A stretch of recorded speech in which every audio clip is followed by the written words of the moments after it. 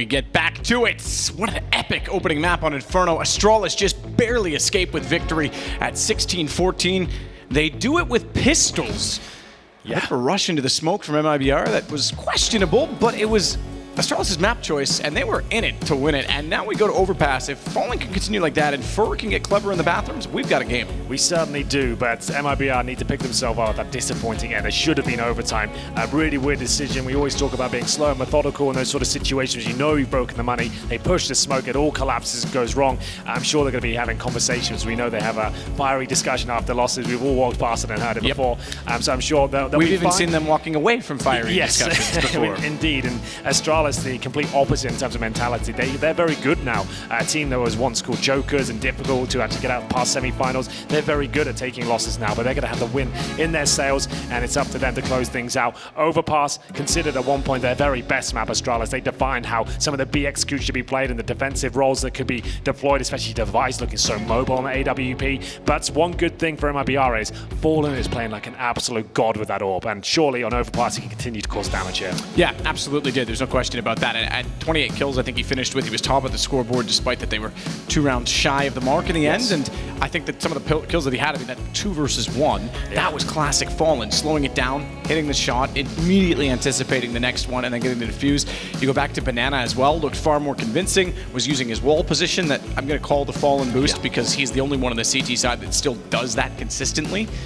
And it really paid off for them. They were able to control Banana. They were getting comfortable anchoring it with just him there. Again, you leave a guy like Fallen with an op toward A on this map. We know how good he is at the rocks, at the park sign, even frontside bathrooms. He's got a lot to play with there. I absolutely agree. It's going to be another epic map here. The first map is anything to go by. There's Glaive looking absolutely over the moon with the way things have gone so far. Stewie had a good game as well. He's always going to be deadly, so talented, and still a lot to prove in his career, I would say, as we get ready for this second map. It will be Mirage to close things out if required. I'm not sure we'll get there. Astralis looked deadly today. Remember, they had a huge lead. Yes, very good from MIBR to get it to 16-14, but it took 5 rounds in a row to get them to that point. And it looks like, Matthew, we are ready for Pistol. Ladies and gentlemen, welcome to the second map, Astralis versus MIBR. Let me hear you make some noise.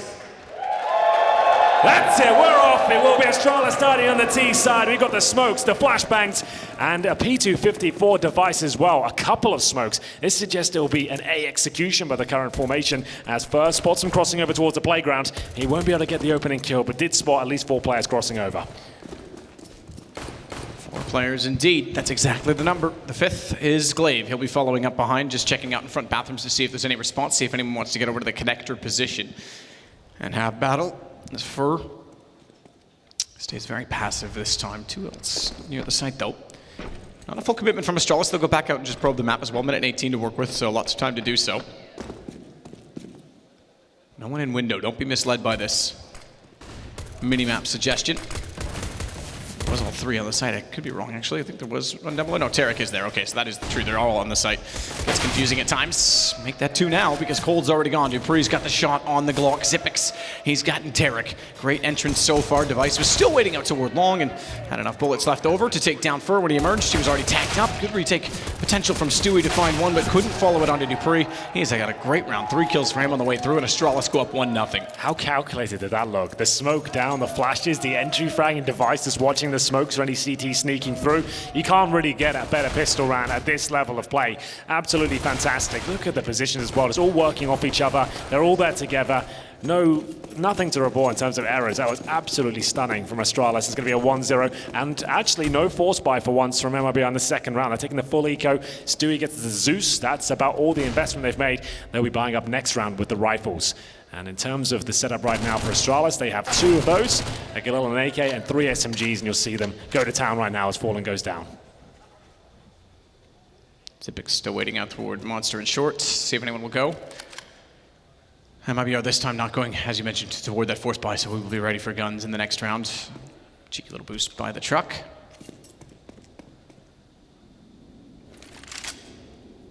Astralis is not scared to let time work in their favor. This is the opposite approach to what we saw from MIBR last time. So the angle that Cold gets presented with.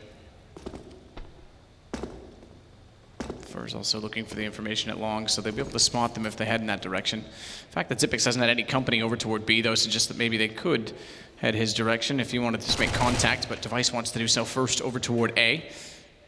Spotting the boost. Will now. Pretty slim chance that Cold was going to find that shot from that range. Ooh. Fair play. Our favorite noise in the game. Stewie takes down Xyp9x with a Zeus. Excellent.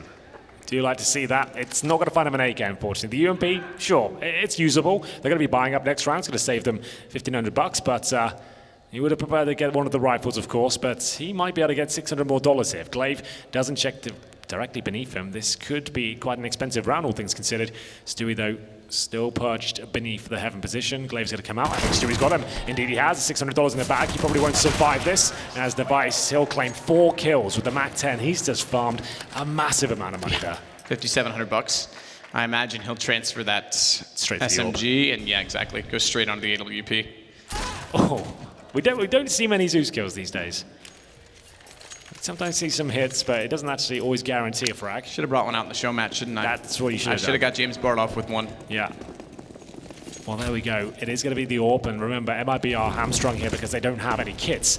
Foe, no utility. Cold Zero, 1 flash. It really isn't ideal. Firm upper hand here, as you can see them having to be more proactive at the start of the round. They don't really have the grenades to hold off full execution, so they need map control at the start. Tarek bravely opening that door. Luckily, no one there. As they do get some short control, but they're going to fall back toward the site. And the problem with that is, Matt, yes, they get a bit of intel, but that cost them, what, 80% of their utility they had, and they didn't get a frag, didn't really find much at all. It's a very patient approach from Astralis here. Cold will sit back and bait Stewie potentially in. Stewie's got the angle toward Monster. Quick couple checks to make sure no one's sneaking by that position first. Bit of time before they get that far, though, because Astralis is still clearing out the extremities. All of the positions out and toward mid. The underpass. Glaive goes through, confident the water's open. Device not playing aggressive on that op either. If they're going to go toward B, it'd be fantastic if the post plant gets toward that ramp. Not a lot of utility left. 2 flashes as the third was deployed, so he'll have lots of freedom with that AWP. Incendiaries would make it the most difficult. Tarek, position, M4. Not able to do much with it. No boost yet. Cold, again, was waiting to see if they'd come through for the sandbags, but it was Monster instead, so he's rendered useless, or at least irrelevant for the most part. Smoke as well. Oh, he did just barely get spotted. I thought Xyp9x was going to get sneak underneath. That would have made things extremely awkward for Fallen, who goes into the pit, but Glaive's still ready for him to wrap onto the ramp. Bomb ticks. No kits. Glaive. More position, more availability. Device, there it is. That's exactly it. He can stay back toward Monster. He's got that range. Even with the smokes on the platform, he can see toward the window. Cold, he's got to get closer, get away at this point in time. Does find one on Glaive, but getting away is the only option given the time. So gutsing for them. Very basic approach from Astralis. So slow at the start. We mentioned that short push from the CTs, and Dupree, just before we get into analyzing that round, he's got a chance to take 2 of them down. Oh God, Fer, you're done for, my friend. As Dupree will find the first and maybe even the second. It's worth it. They have got plenty of cash here. He doesn't get the frag.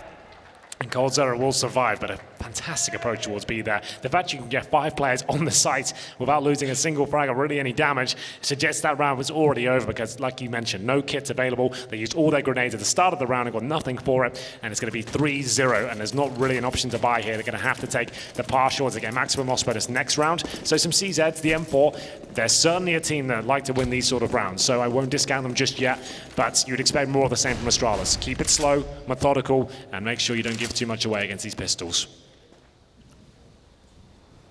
Aggressive stance. Cold with the only gun. He had an AK available to him, but despite that there was only 2 players still alive, he expected perhaps there was one more on A, which would have been a pretty aggressive way to hunt him down given the bomb ticking at B. So he didn't want to go for that AK. Glaive, falling back in. This is working out very well. Dupree's going to be overwhelmed. Nice reactions. Turns it around to catch off Tarek first. Still has another, though. Majist goes down. This is a great start to the round for MIBR, and they're still so far forward on the map. Now, the unfortunate part is Cold's the only one still with a gun, because those AKs are still out toward the T-stairs. But that gun is going to be a huge problem. Dupree on 16, and then it's Xyp9x to fight against everyone. Information gathering as well for Cold. Now they have surprisingly opened up the A site, so they're going to have to play a retake on this. I'm not sure that they're aware that Astralis got to long when they did. They'll still potentially have time to rotate, though. You can see Astralis won't be planting for another 15 seconds or so. They have to check every position, and that might mean a CT will rotate over. It feels like they will in a second. They're going to push short at least, and once they do that, you definitely have a call that you're going to forward player back towards A, and there it is. So this will be the commitment now about what we expected as CTs coming through, but remember, they definitely don't have a kit now, but they do have an M4. And then, well, they've got more than that. There's an AK out toward the top. Oh, they're not going to go for it. Just around by Fountain, there was one available to them, so they're going to stick on the pistols because time not really of the essence. They've got to get there quickly without the defuse. Zipic still watching to see if they'll rotate directly in from behind. Remember, Dupree's only on 16. If they find him, if he doesn't even get a kill in this position, thankfully he does, it could be easy to overwhelm and keep Zipic away from the defuse. It still might be. 10 seconds, cold taps. Zipic's tagged, and down he goes. I'm still not sure they've got it. They might just barely. Yeah, I think they're fine. I think they should get away with it. That's going to be MIBR stealing it back. Pretty convincing. Oh, just barely. There we go, MIBR. We did say they are so good at the pistols. It's fair to open things up. The aggressive push works out perfectly. And then it all falls apart in the last few moments. Here he comes. It was actually very well done, especially that kill there. Dupree pulls a couple back, but it wasn't quite enough. And now MIBR, that's the loss bonus gone. They will have the Orbs, AKs, as we get into the next round. You can see Astralis actually feeling the burn of that previous round. As Glaive just has a pistol. The Krieg comes out for a device. We're into the next round. Number 5 here. A heavy, aggressive start towards short once again. Majors is done for here, surely. He'll be dropped by Tarek. But surely the reply will come in from Dupree. Nice flashbang. Does he able... Oh, I thought he had the shot there, but not going to connect. And that's going to be a nice opening pick. That's exactly what MIBR wanted before, just no one was there. This time, they get an opening kill and fall back safely. Aggressive stance again toward the B site from MIBR. Fallen, look at how aggressive he's being with the AWP. He's got a quick peek toward Cat. All the way toward the sandbags, and it's going to work. Dupree walks into his crosshair. Zipic still makes the entrance work from Monster. Stewie down, but he won't go alone. He's well alone if he did. Device was nowhere near potential trading, and they're still in a 2 versus 4. If he went down, could have been a lot worse. 55 seconds, Krieg in hand. I thought Zipix might try and wrap around to catch out Falling, given that he was on the op and given that he was playing in such an awkward position at that point in time. This breaks the money for Astralis as well. Brings us to a position in which MIBR can start to stretch their legs. It is Astralis' map choice this time by. Excuse me, it's MIBR's map choice. I've got that backwards, Hank. That's where you're supposed to save me. Well, you said it with such conviction. You know, I say everything with conviction. Anyway, it's going to be 15 seconds remaining, and Device will have the Molotov at least to gain some access to the site here. This isn't impossible for him. He gets a plant, it's actually not too bad, all things considered. And now there is a fighting chance. We'll see. Fallen those hit so many good shots, and there's another. Surely Device can do nothing with this, as he will be dropped by Fur. Great round from MIBR. Exactly what they needed. It's going to break the banks now of Astralis. That was their final buy, as we will go 3-2. This is considered a CT-sided map, so MIBR arriving just in time with those CZs. That could have been an absolute nightmare to recover from if they'd have given that round up. But 2 in a row. It's going to be the eco now from Astralis. They've got about 3K. They're going to get $2,400 per player into the next round. So they'll have a nice healthy buy. They can afford to invest in a little bit of weaponry here. You can see a couple of P250s, 2 CZs as well, and a couple of smokes. So maybe just go towards B, drop the smokes on the bomb site, get a plant down. We'll see if that's where it ends up. Right now, they're heading towards the playground.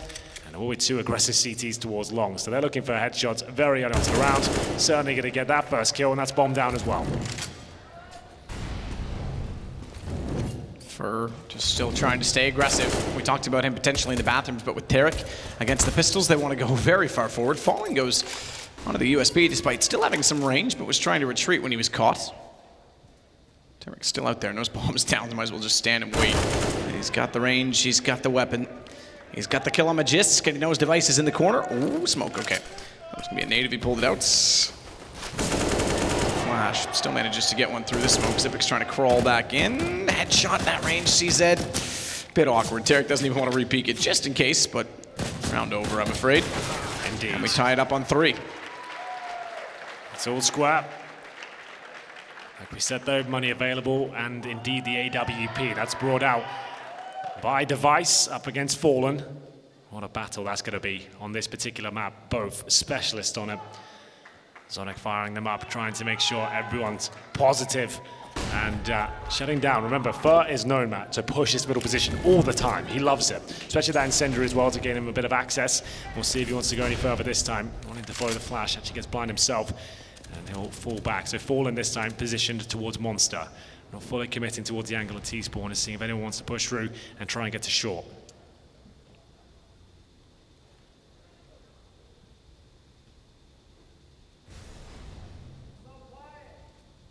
It's very quiet. Flash in. Fallen's not going to do anything with that. Nearly got pushed off the angle, but a smart defensive Molotov keeps him there. Meanwhile, Device did get the opener, and it is Fur. They know that he plays aggressively in Pathram, so once that's cleared, they can start to take control toward long. But Tarek doesn't want to give this away easily. So he gets back in a position where if they walk in, he's ready for it. Well, just one opening pick so far. You can see positioned players towards long. Will be Device and Dupree and the bomb here in middle, but Tarek's in a great spot here, but he commits to the spray. What's he up to? He actually gets bailed out by Cold Zero. That looked disastrous. Tarek will be dropped in the end. I would have used that opportunity just to get the hell out of there. Device ready for another frag here with the AWP. It's Stewie position on the bomb site. Right behind it, in fact. Yeah, if he shoulder peeks it even now, Device is so ready for that shot. Flash goes back in that direction, though. Stewie's got the advantage. Down goes the obvious spots another, but great angle from Glaive. Just enough from the front of Bathrooms to disallow Stewie from finding exactly that, the 2K. As Cold has a bit of a gap to work with, but needs to be aware of the fact that Zipix is also in behind. He seemingly is, because he's doubled it up to find Dupree as well. And Glaive, despite that he's on low HP, in fact, one can't catch him out. If he had, it would be a one-on-one post plant. At least he's got information for one position. Tries to spam for Fallen and just barely gets away without counters. Bullets heading in his direction. He's got to be so perfect. That one's not hard. Cold can play for information on it. Fallen has to be able to hit the shot. He's gone to the same side. He's actually crossed over, and he had to repeat that instantly because once the shoulder showed, Glaive had the advantage. There we go. Another round on the board. Couldn't be close to that one. It's all down to Cold Zero. He saves the round. We saw Tarek commit to that 30-bullet spray and no one as the smoke cleared. And then Cold Zero backed him up. This was the moment. And then he finds two more kills. He had to fight tooth and nail as well in the 3-on-2. That kill secured it. And Cold Zero left on 1 HP. He was dropped by Glaive in the end, but Fallen, nice positioning, out-duels him. And it will be another pistol round here for Astralis. 4-3. As we get into round number 8 here, we are going to see just CZs, smokes, flashbangs as well. And Molotov for Magius, again we'll see flashes through, and Fallen going for the aggressive pick, using that smoke just to shroud himself and look towards those T-steps.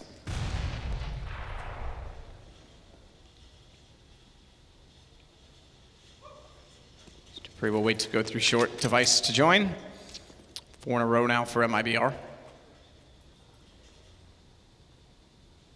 Massive amount of equipment for MIBR to work with as well, and with a minute and 20, they've not really deployed any of it. They're just letting Astralis set the pace. Now they can counter it off. Molotov's well placed to have to stay toward the bottom of the stairs, and the time it takes them to pull a smoke out to extinguish it, Glaive's actually able to run around the corner and find Stewie, but they do hold station. Smoke deep behind them. They could peek back out, and Device sneaking in could get one, but Cold spots him first. He might still, because Cold dinked. If he hadn't been able to get around the corner, Tarek was a sitting duck as well.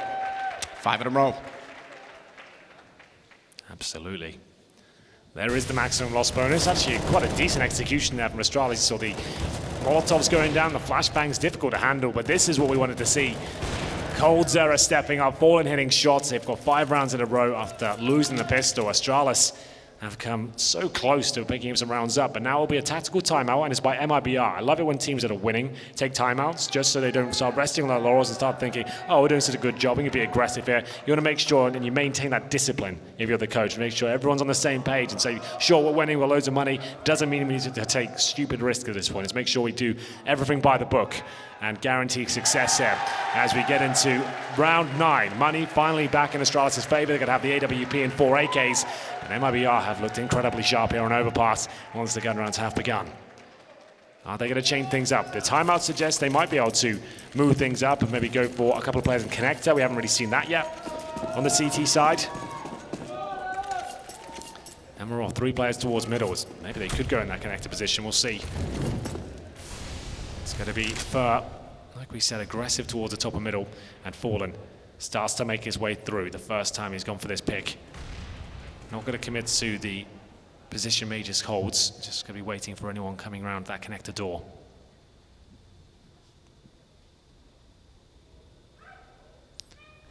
First position again being clever. He's not been playing directly in connector at this point. So he's trying to reinvent himself in some ways. Perhaps he's just feeling a little stale. Perhaps he's being countered.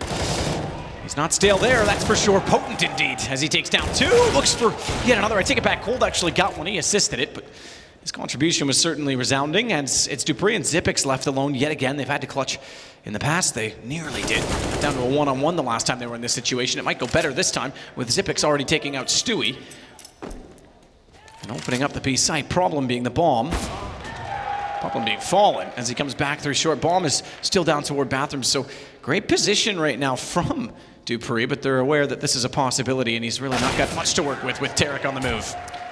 Fantastic stuff here from the CTs. MIBR right back in this grand final. 6 rounds in a row.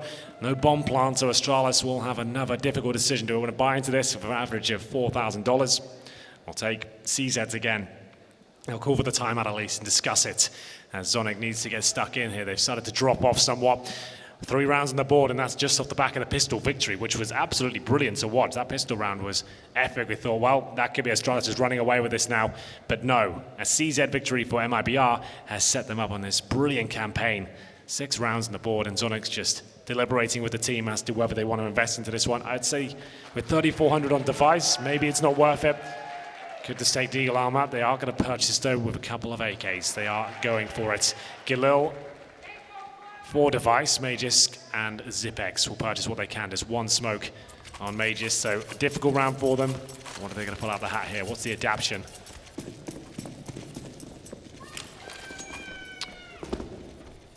Deep smoke this time to Monster. Again, there's going to be pressure on B from MIBR. Zipex trying to catch them out with that cat Molotov. Even though he throws that, doesn't want to contest toward the short pipe. If he did do that, perhaps then they can argue the map control is in their favor, even with that smoke down toward Monster, but instead the Molotov amounts to very little as a result. Look how timid Astralis is being over toward the bathrooms now. Checking every single angle, not taking anything for granted. That's all to defer over the course of 3 or 4 different rounds. Credit to Tarek as well. It's the one player we haven't given as much credit to on the MIBR, has been struggling as of late, but he's been very good in the supporting role and getting trades in this game with Fur. So they combine for 11, 6 and 5, 6 being for Fur. Flashes out. Look how much utility they've used already, just the flashes. They've got the smokes, obviously, for the execution, but just the flashes to clear positions, just to get in a position where in which the site becomes possible. Much slower game than Inferno, this one. Typically is on Overpass. Yeah. We'll see Astralis just dissecting the map right now. 4 players towards middle. This looks like an A execution.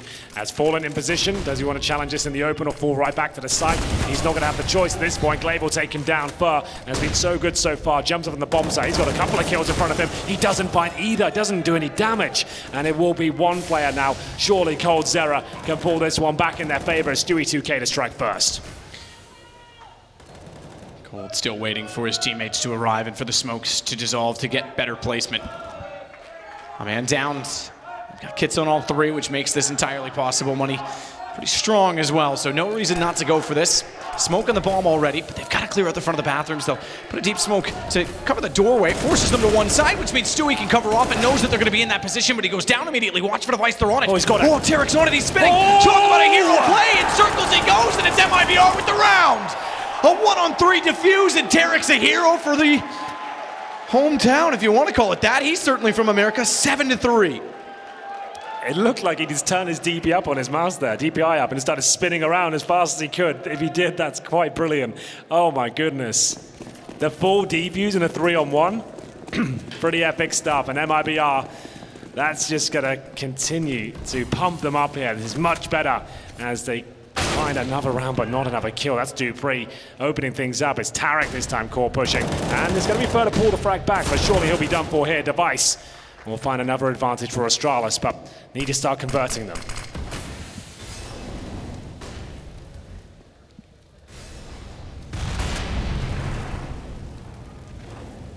Stewie on catwalk has the flames down. Couldn't spot the head from Zipix. That was totally in the open, if not for the flames. He's going to rotate back around on it. Gets to barrels late, and he's actually got the information that Astralis has retreated off of this.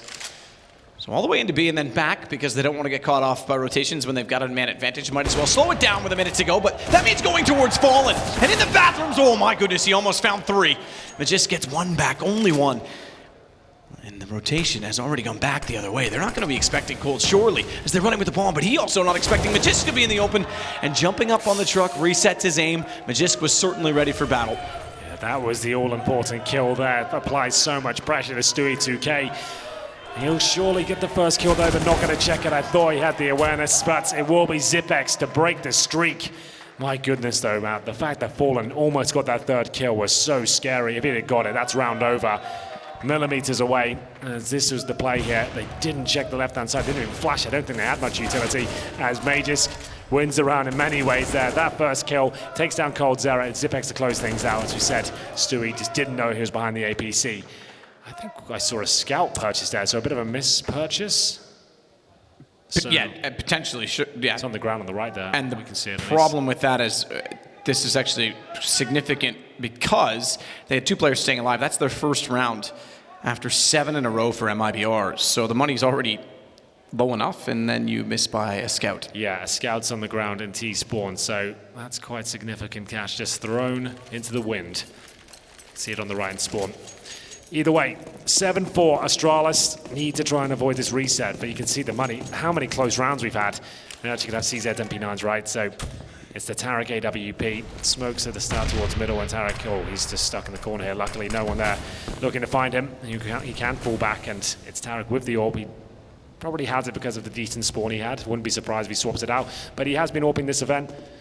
Not to amazing effect. I wasn't actually a fan of their double AWP setup. It looked much better with Cold. Zera was joining Fallen, to be honest, but still Tarek holding towards the bathrooms. It looks like this frag will be coming in his favor. He looks away at the worst possible time, makes up for it, hits the shot, and the alley-oop from Fur, and it's Tarek to go down. Now that's the MP9 in the bathrooms. Great play, Magisk, though, holding out and wrapping in, knowing exactly where they were going to be burrowed. Fallen gives a crack at it. CZ 75 at hand because they were so far too close for comfort on the AWP, but look at Cold going back in through the smoke, drops the bomb. If he had gotten a second one on top of that, it would have been extremely impressive. Magisk is hunting for an ace. As Stewie gets back up onto the stairs, it's Magisk that's not going to be selfish at this point.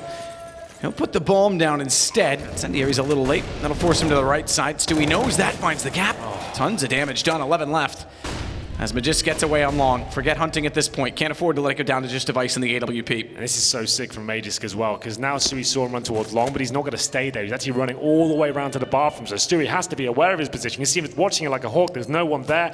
That pretty much makes it impossible, but he has got that smoke again. We know that's been problematic. He'll drop it first and still looking towards long. That's why it's such a godlike play, but now he can still win this full defuse, surely.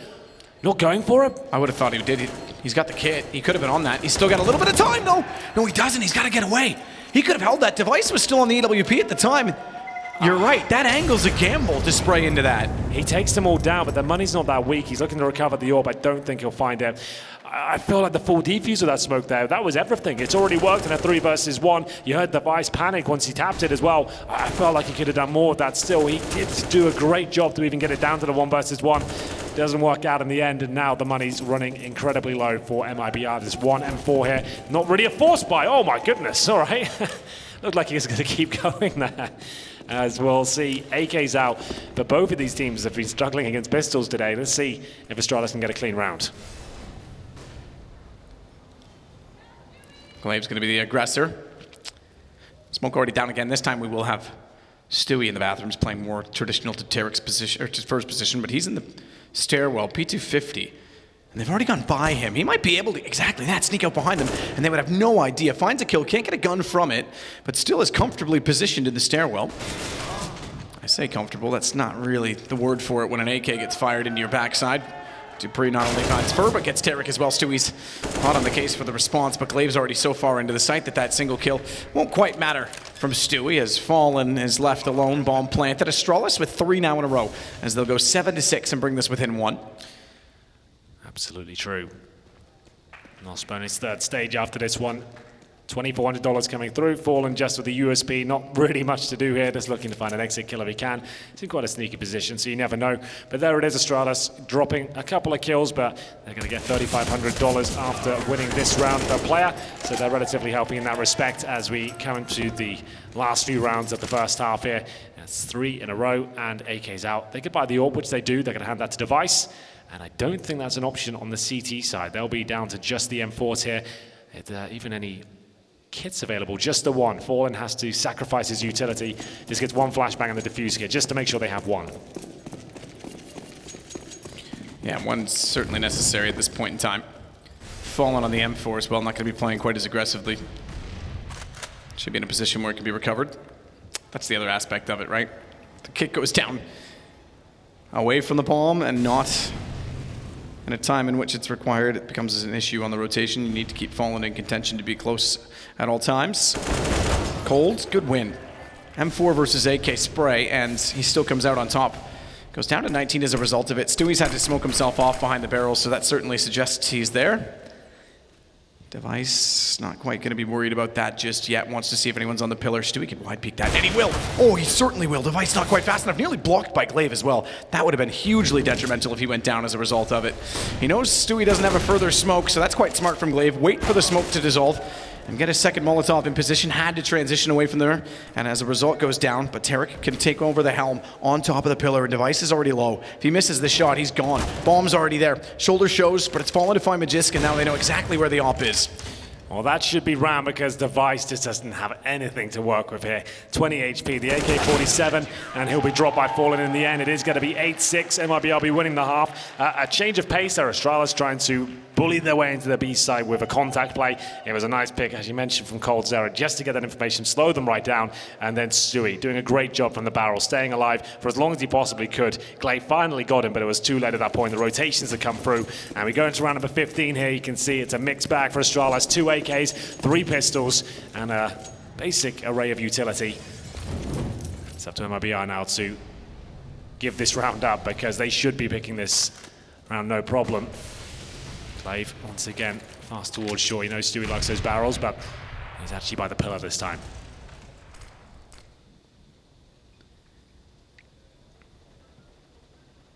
Slow approach to long for Device. Furthest time now is ready.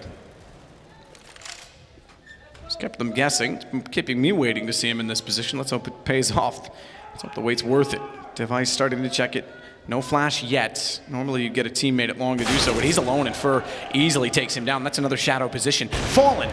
He's got the backside of Fur covered off, and Dupree can't get anywhere near close enough. So 2 kills and no damage even done in response, as 9-6 is the desired target for MIBR. Glaive still working out along with a pistol. Fur, he's well aware of the fact, and again, another, shadow position.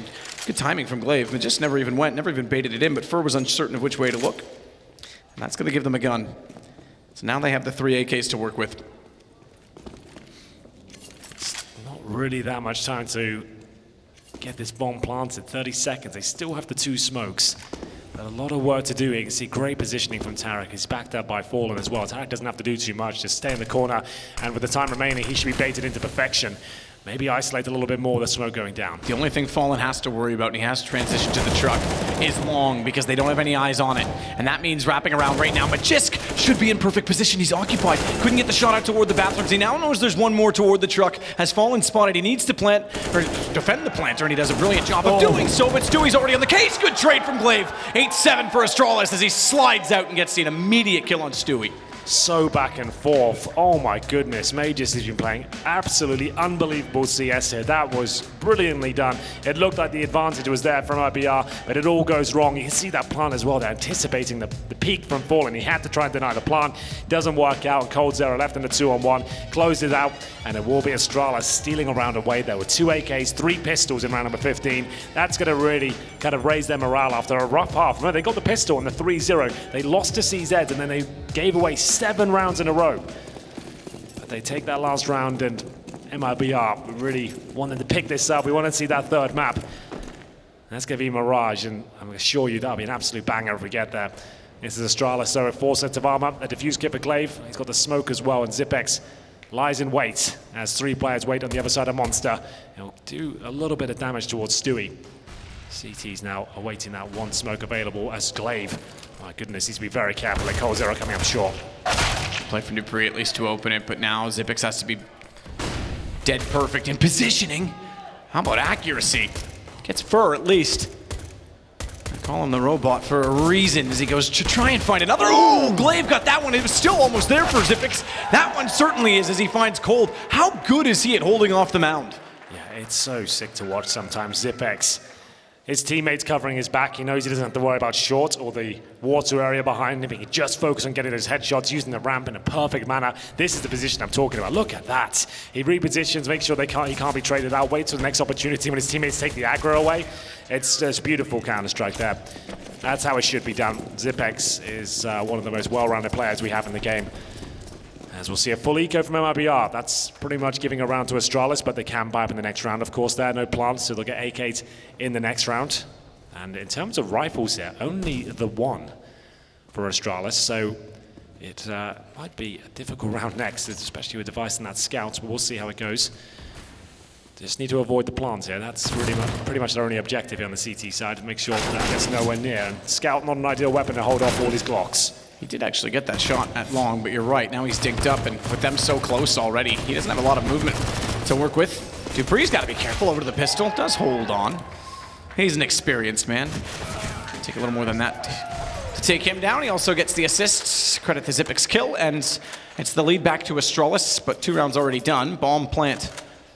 Not really so much an issue now with the new bonus system. They'll go on to the AKs. They have enough Cold Zero for a glass cannon. I don't know that you'd want to do that this early. Yeah, so on to AK. Cold seems like he's content with that. He's at 14 and 13. If he was having a slower game, I might suggest he'd take it to his heart and go for an immediate op. One thing I will say, it's kind of weird to suggest, but the fact that Astralis lost 1 player there actually allows them to have 2 rifles now, so it's actually maybe slightly beneficial in one aspect. So a bit more firepower to go toe-to-toe now with the 5 AK-47s. This is a huge round from MIBR. They have the advantage. If they don't pick it up, this could be a horrible scene for them. We'll see what the general approach is. It looks like a very slow default to kick things off. You can see them just getting through Playground now. They have got short and connector control established. As Glaive falls back. He's one of the players with the SMGs. Cold Zero locks himself in the connector.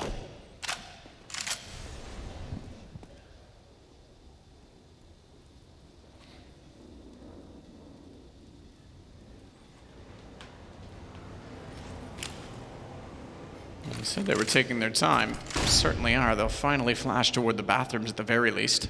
Majisk, in fact, getting so impatient on the CT side, he's going to go out, but Stewie's position's perfect for this because I think he can even get both on this. AK in hand. Couldn't quite reset the aim in time, and Xyp9x reacts extremely fast to turn 90 degrees. That actually benefits MIBR dramatically now. That removes one of the key players, Majisk, out of the equation. And now Glaive trying to back up dupreeh here as he drops the incendiary just in front of him there. Just to buy some time, and that's so valuable. With 30 seconds remaining, do they dare even check this? Do they have time? And keep in mind, fair play to the MP9. I was going to say, the shorter barrel on that gun, you actually wouldn't see it if you walked by it, so he gets a free kill immediately up close. Almost got to the AK, taken down in response. It's a 3-on-3. With Glaive smoked, needs to be aware of the positioning of the sound cues, and certainly of Cold giving an angle, because all he had to do was hold that to make sure Cold couldn't push through. Wow. Now he gets positioned to find bank stairs, and the AK certainly will suffice. No mistake about that, as it's going to go 9-9. Device just wants the M4. Yeah. Cold Zero doesn't deserve to be on the losing team today. Unbelievable scenes, and some of the shots he's hitting are world class. We will see 3 players survive on MIBR.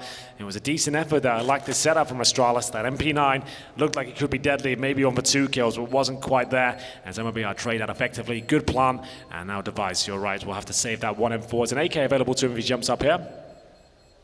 Might spot that. There it is. He'll definitely pick that up. Doesn't have to drop that incendiary. That's going to be a very valuable kit. Hold on to him. There we go. That's now a position where Astralis don't have the best money. That saved AK definitely yields a buy. He was fallen, actually trading that kill out. That was very, very important. This shot from Cold Zero, I don't know how he adjusts towards bank, and it's such a precise shot. It sounded so crisp, and indeed it was. As he took Xyp9x down, he didn't stand a chance, and they'll buy up what they can. Luckily, it's an orb, but in the hands of dupreeh. We saw what he could do on Inferno with that particular weapon. It was pretty unreal on the B-bomb side. Let's see if we can replicate that form.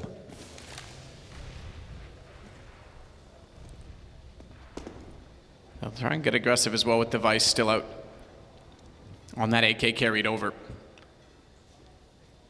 MIBR is certainly in a position where they can take control of the second half with this round. Dupree watching front side of the bathrooms. It'll be the solo op at this point in time. The double op potential exists with him, certainly, and they've been using it more frequently as of late. No surprise to anyone to see Zipic still holding off toward that water position. Slow again from MIBR. Minute 12, they're only now just getting past the fountain. Dupree fires into it, flashed. He'll have to fade to the site.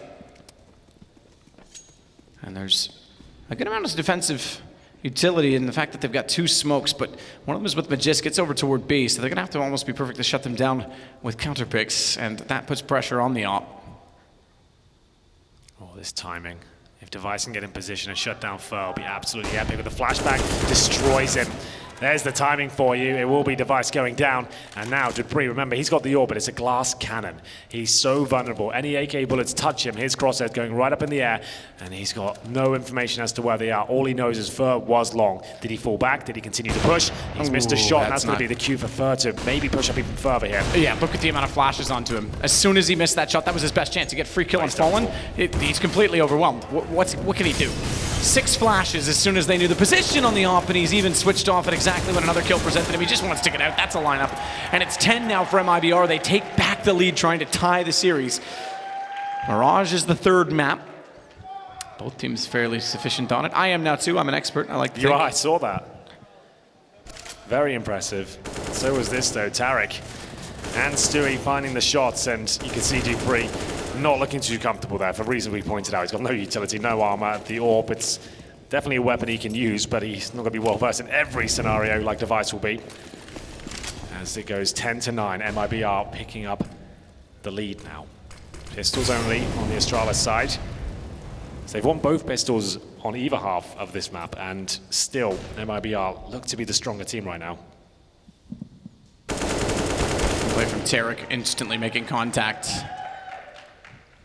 Getting in dry with the AK, and he'll hold up to see what the response is. Response from him is to just shut them all down, looking for his fourth. Glaive does get the better of him. That's an AK inside of the site, but Fallen knows that it's over to the right of Monster, wants to hold it. Smart smoke as a result of that from Glaive.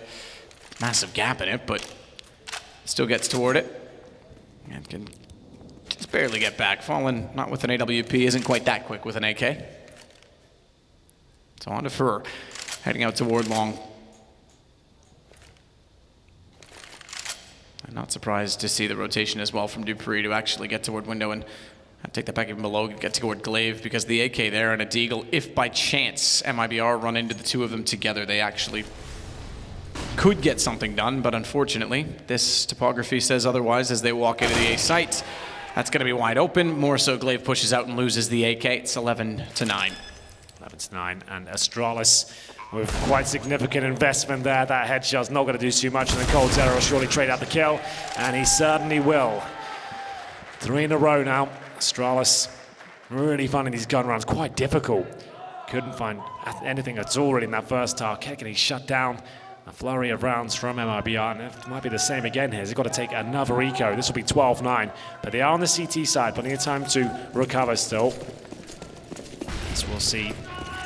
CZ, PG50, nothing much else, and MIBR, after the disastrous final round in Inferno, need to address their issues against CZ to step. If you know you've broken their money, slow things right down, and well, maybe just blow their heads off at the start of the round as well. That certainly works. Oh, that response to the left as well, third, making it look clinical. He'll walk Tarek in from Monster because he's got the aggro all directed onto him. Pretty straightforward for Tarek's approach, but Cold has other ideas on the Deagle, at least can get one back. Zipix at home on the mounds, starts to leave the base and heads out on the chase. Pursuit of Cold, who's so low on HP, but Stewie's watching over his teammate wisely. 12-9.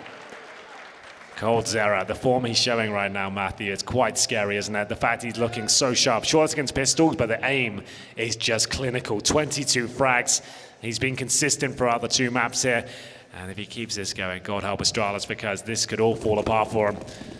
Device with the AWP, money starting to balance out. It's Dupree top fragging for them right now. Device not as electrifying as you'd expect on Overpass.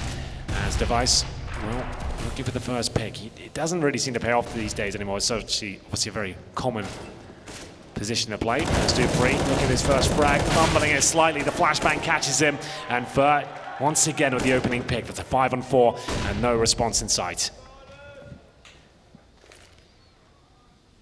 Tarek goes back over to check toward Monster. It's still going to be a bit of a paddle out toward Long Molotov just to clear the rocks. There's not much position for MIBR, but they've got this advantage to work with.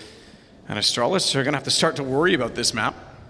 Zipex holds off angle. Tarek not really ready for that at all. No utility to help him take the site, but Stewie's got the immediate trade again. So even when Astralis look like they're going to get a kill back, MIBR has the answer. Does Device have one? Is he aware? Oh, this could be even more detrimental. Who's going to fall for it first? I think Fer will. If he thinks this is open, due to his teammate's position, he just walks in and gives Device the kill, but Stewie is still beyond them, and that's a problem because it now goes the other way. So it's one for each based on the fact that they both thought they were in the clear. Exactly that, and Stewie hits one hell of a shot, but yes, that Shadow comes back to haunt them again, but they still have an open B site. Zipex rotates in, and that's left Device in another 2 versus 1 here. He has got a kit and an incendiary, but they're going to know exactly where he's coming from here. Flash over, and he doesn't really look like he stands much of a chance. He has to go for it, I'd say. With the AK in hand, Fallen, coldzera, a deadly duo. As Device makes his way through, he has got a smoke though, something to work with there as he throws the incendiary towards graffiti area. Has to touch the bomb and try and bait one of them out. Time really is ticking away at this point. If he can pre-fire coldzera, it could be enough, but not going to happen. coldzera positions perfectly there, and it will be 13-9 as they head closer and closer to taking us to Mirage. Really great approach there from MIBR, just making sure they got the opening pick. It was Dupree that went aggressively. He went down, and then Stewie, he started again in the 5th gear. Now look at this, Tabati hits that shot as well. Majors just didn't see that coming. A really interesting moment there. Like you said, Device lets the player go past, but he got firm response. But I guess MIBR actually get a massive advantage out of it. Majors had no idea there could potentially be another T that close to the bomb site. Money down again, it has to go surely to an eco. They could buy it, like they've got 2 players and get rifles. I think a partial buy is in order as maximum loss bonus rings in once again here. Astralis though, the kings of the comeback. We really have seen them get themselves out of this situation way too many times, because even Dupree tweeted, I think it was yesterday, he said, satisfied with the result, but it seems like we have to keep coming back every single time. We're always on the chase, but most of the time they actually convert that chase into success. Don't forget that we're almost near 500,000 subscribers on the FACEIT YouTube, which is pretty significant, and thanks everyone who's already hit that button. Free to do so on YouTube, so you should, and if you do, and if we hit that 500,000 mark, we're going to give away a ton of FACEIT points during this game. I forget how much Reese told me, but it's higher than I can count. Over 1 million. Wow. That's enough for a Dragon Ball right there. Is it really? Yeah. Neat. Well then, slowing things right down. This is the partial buy. Astralis with Deagles and CZs. Sometimes though, when things look so desperate, these are the sort of rounds that find you some hope. So MIBR, they lost to the CZs in the last round of Inferno. This is a much better approach at not rushing things and going through choke points and smokes. They're going to be dissecting the map calmly, making sure they stick together in pairs. And an opening pick, that's Glaive going down. Lovely work from Fallen, don't have to pounce, don't have to panic. Just get closer and closer, make sure they go in together with the smokes. Treat it like a gun round. Device back up to the stairs, P250 in hand. Tarek does enter in, wants clean, concise shots, the chance to do so. Good positioning from Aegis, but only yields one as spamming the Deagle becomes difficult.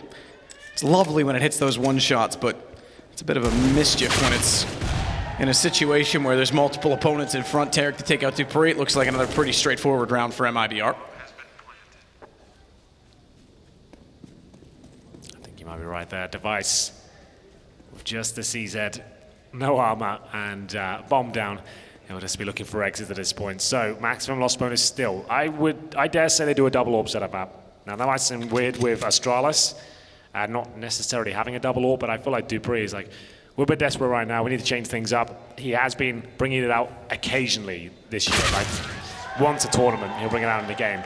I don't know, I've got a feeling this is going to be him bringing that weapon out, maybe just deciding to change things up, and there it is, the double AWP setup is going to be deployed. You can feel it coming, and it will be Glaive to actually have it this time. not Dupree. Surprised at that. So Glaive, the in-game leader, taking matters into his own hands. And just for anyone who's unaware, Astralis, one of the few teams that very rarely run a double AWP setup. So it just shows you how desperate they are right now to change things up. Glaive going with a smoke out, suggestive that he wants to smoke and push toward the catwalk. In fact, all the way through to water with the AWP.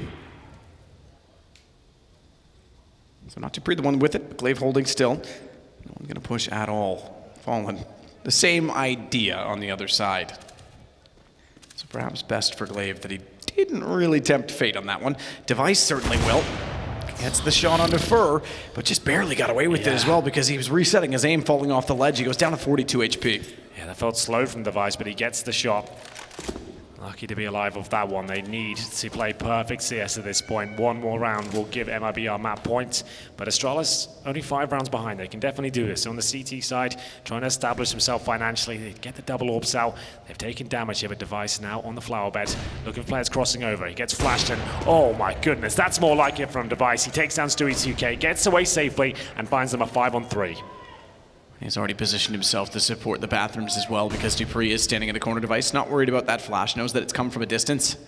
Dupree would have heard them if they were closer than that. Somehow gets Fallen, who was not scoped in, not ready for him to transition. Now we're seeing the dynamic Device that we're used to. The train Device that we see. The Inferno Device that we've already seen so far in this series as well. He sets him ready for Cold, who manages somehow to evade him, as it would have been a 4th kill for the AWP. Little does he know Dupree is still there. Dupree's getting a bit antsy though because he would have expected him to arrive by now. He's already gone by him, but that should allow Dupree to do exactly this. Through the door behind, one quick kill. Tarek walks out in the open. Dupree picks up where Device left off, and it's double digits for Astralis. That's more like it. You are absolutely spot on with the observation that Device looks back at that point. He gets that first kill, and his confidence starts to build. He gets back towards long, positioning well. Oh my goodness, has the audacity to stay on the flower bed as well. This was a brilliant shot to take down Fallen, and that guarantees the round. Can they start to break down the finances? They're going to have to win, I'd say, 2 more rounds to even get close, but that's much more promising as we're coming into round number 25. Astralis are a map under their belt, looking for the clean victory once again in the grand finals here and get the 2-0 here on Overpass, but Mirage feels like it's happening right now. I still need to be convinced they can hold on. 3 there, Fallen still waiting, same position he held in the last round. Glaive still on the AWP. Magiska's going to take a pretty hefty nade coming over the top of the wooden wall. Same position for Device as well, starting it at least, but not looking toward the park. This time he's, back toward the stairs. I was worried that it wasn't even the timing that he missed there. I thought his head might still be actually in the open when he was backing off, but was not spotted. Stewie has to slow his pace. He's just trying to spam through the wood. Is actually going to hit him back, so return serve as he puts him onto 45. Here we go then, less than a minute as they decide what their final play will be here. MIBR will leave coldzera towards middle right now just to see if he can catch a player off guard. 4 players though heading in Device's direction. We saw him hit some fantastic shots before. He's going to have to replicate that now as they come through the bathroom. It's going to be Stewie 2K pushing middle. He's got the AWP this time because he's got low HP. He does, and Dupree has the inside of that smoke. 20 seconds map. And Sentry will buy them a few more seconds as well. Stewie's looking for the long angle, but he'll certainly be aware that Dupree can emerge from there. He's already played there multiple times, and that's the right time to be. Stewie hit it, but perfect timing on Dupree, and the flash to take out Tarek. Device now has to go alone, get aggressive, and he's caught out by Stewie. Somehow shot his shoulder, but Glaive's there. Not for long. Fur finds him retreating back over the truck. It could be map point for MIBR, because they're already on the plant. 2-on-2. Oh, the flames! He's missed it! The flames have fallen. Stewie was late. He couldn't get the shot back in time, and he'll go down after the round. It's Astralis with 11. Where did he throw that incendiary from? We didn't even see it deployed. It's out of nowhere. It denies the plan. It's absolutely everything there. Oh my goodness. It looked like it was done. Stewie had done such a fantastic job there with the AWP. He hits the close range shot. He protects his teammates. This was the moment. And then it looked like it was all done, but Magisk had already deployed the flames at this point, and look, Fallen can't plan, and it's all done. He had Zip-X to survive, and there we have it, 14-11. Tactical timeout for Astralis as the money still is tight. They recovered the AWP. And like I said, they'd have to win a couple of rounds in a row to deny Another buy for MIBR, so this would do it, I think. They're just gonna... He must have thrown that from down the stairs on the way That's what I was up, right? thinking. Like that's a set throw that goes high and lands directly on the spot. Yeah, we didn't spot it, but that's exactly what it had to be. That's the only way he could have thrown it, and obviously... Which is pretty sick, because that's one of those ones you have in your back pocket, but you're never sure when it's going to be required, and it actually wins them the round. Yeah, that's really cool. Well, another very, very important round here. Number 26, Device. Like we said, finding confidence, not the flicks though. The He's got problems. The nades are going to slow him down so much he can't get back to bathrooms. They think he was running. He tries to stay in the smoke. They've all gone by. They've all gone by, but he's got an AWP. They're looking back. Tarek is searching for him. They know he's not in the bathrooms. Where could he have possibly gone? And he knows he needs to get out. He'll go forward rather than back. Wow. It gets him one. That's way more than he was worth in that situation. That's insane, isn't it? Luckily, Tarek had the awareness and get the trade out. Device had the M4 there, that could have been everything. They'll fall back towards B, but there's plenty of time. They don't necessarily have to commit as they collect the bomb and T-spawn. Glaive holds a connector. B is technically open right now. It'll be Majors against Zipex holding the A side, but there are fast transitions between the two bomb sites. MIBR, this is the perfect opportunity to win out this game. They have the advantage, an open site, and full reset potential. If they win this round, there'll be no money left for Astralis, and it's looking so good as they walk into B quietly. Astralis, I think, even has to call the save at this point in time, because you're not going to have anything to play against them on 15. At that point, you're playing for overtime with very, very little to work with. If Magis can find one immediately, which he will, they might go for it, but Cold's already countered that by having one on Glaive and Stewie. He follows it. It's all to Zipex. 1 on 3. Low HP. Give this man a chance. He's very, very good in these situations as he already finds Cold, but Tarek on the op gets the map point for MIBR, and this could well go to a third map. I think it might do at this point. $2,000 per player on the Astralis side. They need 4 rounds in a row to take us to overtime. It's certainly possible, but it all starts with one of the most difficult rounds you'll ever have to play. CZs and Scouts against a fired up MIBR squad, and Tarek to close out that round. Nice shot to find Zipex and avoid one of those infamous clutches of his. Third map looking very likely at this point, but remember, MIBR dropped to CZs before.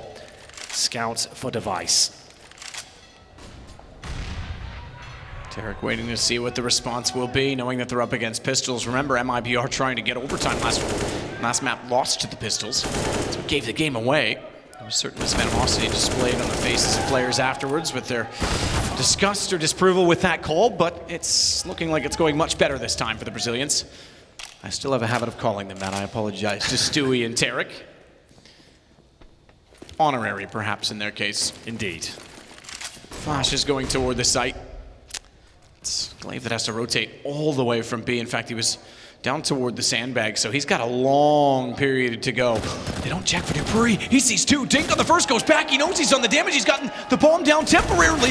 Can't quite get ready for the third peak, though, as Cold knows what he has to do. Takes matters into his own hands. It's a Scout and an AK. I said Glaive had to go the long way. He has. He's gotten behind them. That AK on the flank could be everything. Bombs planted safely to the truck, so there's no guarantee that they have to go back out toward the bathrooms. And Cold knows the situation and is staring in that direction. His elbow shows, but it's not enough to put him down. Device with a Scout and a pistol. Goes out, finds Fallen, saves him. He's got it back. We've got more. Oh my God, how does he do it every single time? Device got that comfortable defuse, no problem there whatsoever. They had to win it with Pistols and a Scout. They've done it. The comeback is on, boys. We're going 15-12 as MIBR need to work out what happens now. They have got one more buy, but it'll be a weak one. Do they want to risk it? Here's Dupree. He saved a round. This is a 4-on-3 with Pistols, and it's happened again as Device in a 2-on-1. Nails an absolutely stunning shot there with the Scout. Pulls out the USP. And it was enough to clutch the round, but still, he's the only one that survived. So MIBR, you'd assume they will buy into this. Even though their money's low, they've got 3K on 2 players. They're almost certainly going to buy it with the AKs, because if they can win this one, the reset not a massive issue here. They know the money's low for Astralis with Matt Point there. We'll see Device still have the AWP. 18 kills to his name. It's Dupree with 23. Trying to take us to overtime. Galil's coming out for the poorer players on MIBR. It's going to be Stewie and Tarek. And the tactical timeout is certainly required. What is the play here? How do they close it out? They could go for the Hail Mary play, rush a position, go for that surprise factor, considering they don't have all the firepower they require. They lose this round though, Matt. It's 15-13. They have no loss bonus built up. that could be the overtime situation. This round might decide it. But these AKs going against the UMPs, they've got every right to win this round, every chance. As Glaive goes aggressive again, the last time we saw him here was with an AWP. Door open, he can't comfortably be there because no teammate to spawn it, so he falls off to an angle in which he can see both, but he's tagged. He's tagged to 73. That's not enough for him to get a kill. Furs helped him out. Furs killed Stewie. Magiska's gonna come out. It's basically 3 kills, and it's all down to Tarek. Disappointment. A team kill at the worst possible time. And Tarek has nothing to work with. Bomb's already inside of the site, and all 4 Astralis players are there. Can you believe it? Every time Astralis, when you think they're done, they find something in the tank. Running on fumes at one point, but they've done Smell it. of an oily rag, not even fumes. Well, it's Tarek. You are absolutely correct. He will not be able to do anything here. If he gets a kill, at least that's some money removed. But it doesn't matter. Dupree will close it out, and that's going to be the eco now. It all comes down to round number 30, pretty much. A similar situation MIBR found themselves in on Inferno. Oh, my goodness. That was the round. And it all comes down to this. It has to be the full eco. Nothing Yanko can say, no timeout. He knows they have nothing to say about this one. If they win this, it would be an absolute miracle. With just Glocks and no armor. Dupree this time to get aggressive, not Device. He's got the AK. Spotted, but... Oh, what? See you later. Yeah, spotted. Takes a friggin' head off the cold with nothing to fire at. Now he's got problems, though, because he's got 2 gophers going up and down in the stairs, and he only whacks 1 mole as Stewie gets the shot back. That's going to give them an AK as well. Fallen to grab that immediately. Yeah, maybe a little bit overcommitted there, considering they just got a full reset, or at least have someone connected to back him up. That would have been a little bit more intelligent, I think. But overall, they still got the fact he got the 2nd kill means it's okay. Would have preferred them to be a little bit more careful, but as you can see, bomb found. And Stewie does not have the AK. He's just got the Glock and fires the shot. He won't be doing anything with this. Round 30, I can't believe we've got here. Yeah. All things considered. Well, 2 games in a row, all 30 rounds, all 60 rounds so far in the series have been required. We may need more in this one if Astralis can pull one further. Up is available. Glass cannon for Stewie. I do not imagine a world in which they go to that. This keeps happening to MIBR when they play Astralis. Double orb set up again. We said this is Dupree, his chance to shine. He is excellent with the orb. Keep in mind, this is a rematch as well. MIBR beat Astralis to get directly through to the playoffs. Yes. On, I think it was Wednesday. It skipped over on Thursday. So they've already beaten them once in a best of 3, and they were relieved to do it. It was 2-1 in that series. I remember Yanko saying, finally, even on Instagram story, not just a tweet, he had it everywhere. Finally, we've beaten them. Yes, but this is the one that really counts. Sure, absolutely. And what a series so far. Again, this is the 60th round over 2 maps. Galil out for Tarek. They've got the 4 AKs. They will be so gutted if they go to overtime here. This was theirs. It was in the palm of their hand. They lost it a 2 versus 1 to a Scout USP. Wielded by Device. So tense here. MIBR. So far, so good. Slow default. Pushing the CTs back. They're going to end up towards B. It looks like an execution. They might have pulled off Glaive as well. He's starting to rotate over towards the A side of the map. And you can see them setting up now. They've got the smokes. Oh, this position is so OP. I love it when this is dropped. They've only got 1 flash as well. They might not be able to flash him out of position. It camouflages Zipex when he sits in the bars. This could be a big spray down from one of the main players here. It could be, but the problem is that smoke's already dissipated. He's going to have to be dead accurate on his first shot, and they've already gone over toward the sandbags. He still has an angle toward that, but Magisk behind barrels. He's got 1. He's got a swing because Zipic's now in the open. They didn't swing back to it. They couldn't get far enough. Magisk shuts them down. Overtime looks very likely. This went from a massive lead to a huge comeback. Device confirms it 15-15. Absolutely unreal. This is why they're considered the best team in the world. Never giving up, never surrendering, making sure that every round counts. CZ and a Scout is what kept them alive, and a great B setup is what took us to overtime. This is where MIBR will find this so frustrating. It's going to have to require a mental reset now. They were high-flying, they were looking so good. It looked destined to be the 3rd map. But we find ourselves getting into it. Ladies and gentlemen, this could be it. Make some noise for overtime here. MIBR patching up with the AWP. We've got AK-47s as well, of course, and Device. As he gets better and better as he warms up to Overpass, he'll have to be challenged here, though. A faster approach from the Brazilian side. Dupree waits off in the corner. Fur, he's going to get up close to the AK. Dupree's been playing there every single time, yet they haven't sprayed it, or you can even throw a Molotov in that corner to get rid of him. Swings out early this time on the back of a flash. Great damage onto Fallen, but now he's got to find a way out. Climbs over the bench, just barely gets away. I say just barely. He didn't take any damage, but they certainly were hunting him down.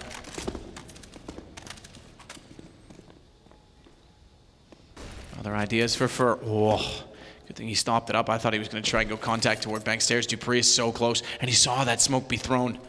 Didn't peek it. Could have anticipated in doing so. Wanted perhaps to think that there was more there and didn't want to get caught off by anyone protecting. Playing the support role in that situation.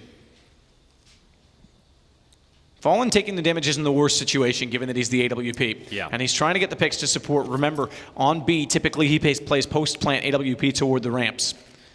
But there is defensive utility, in fact, 2 incendiaries, which one of them can be deployed in that position and certainly squander them more so if they can't even get the bomb down because Glaive catches out Tarek on approach. Xyp9x goes high, gets away with it, cold down. Now Fallen has to get aggressive. He has to be in on the take, and he can't. He doesn't have the HP for it. It's all on to Fur, and that's the round. He's too far away.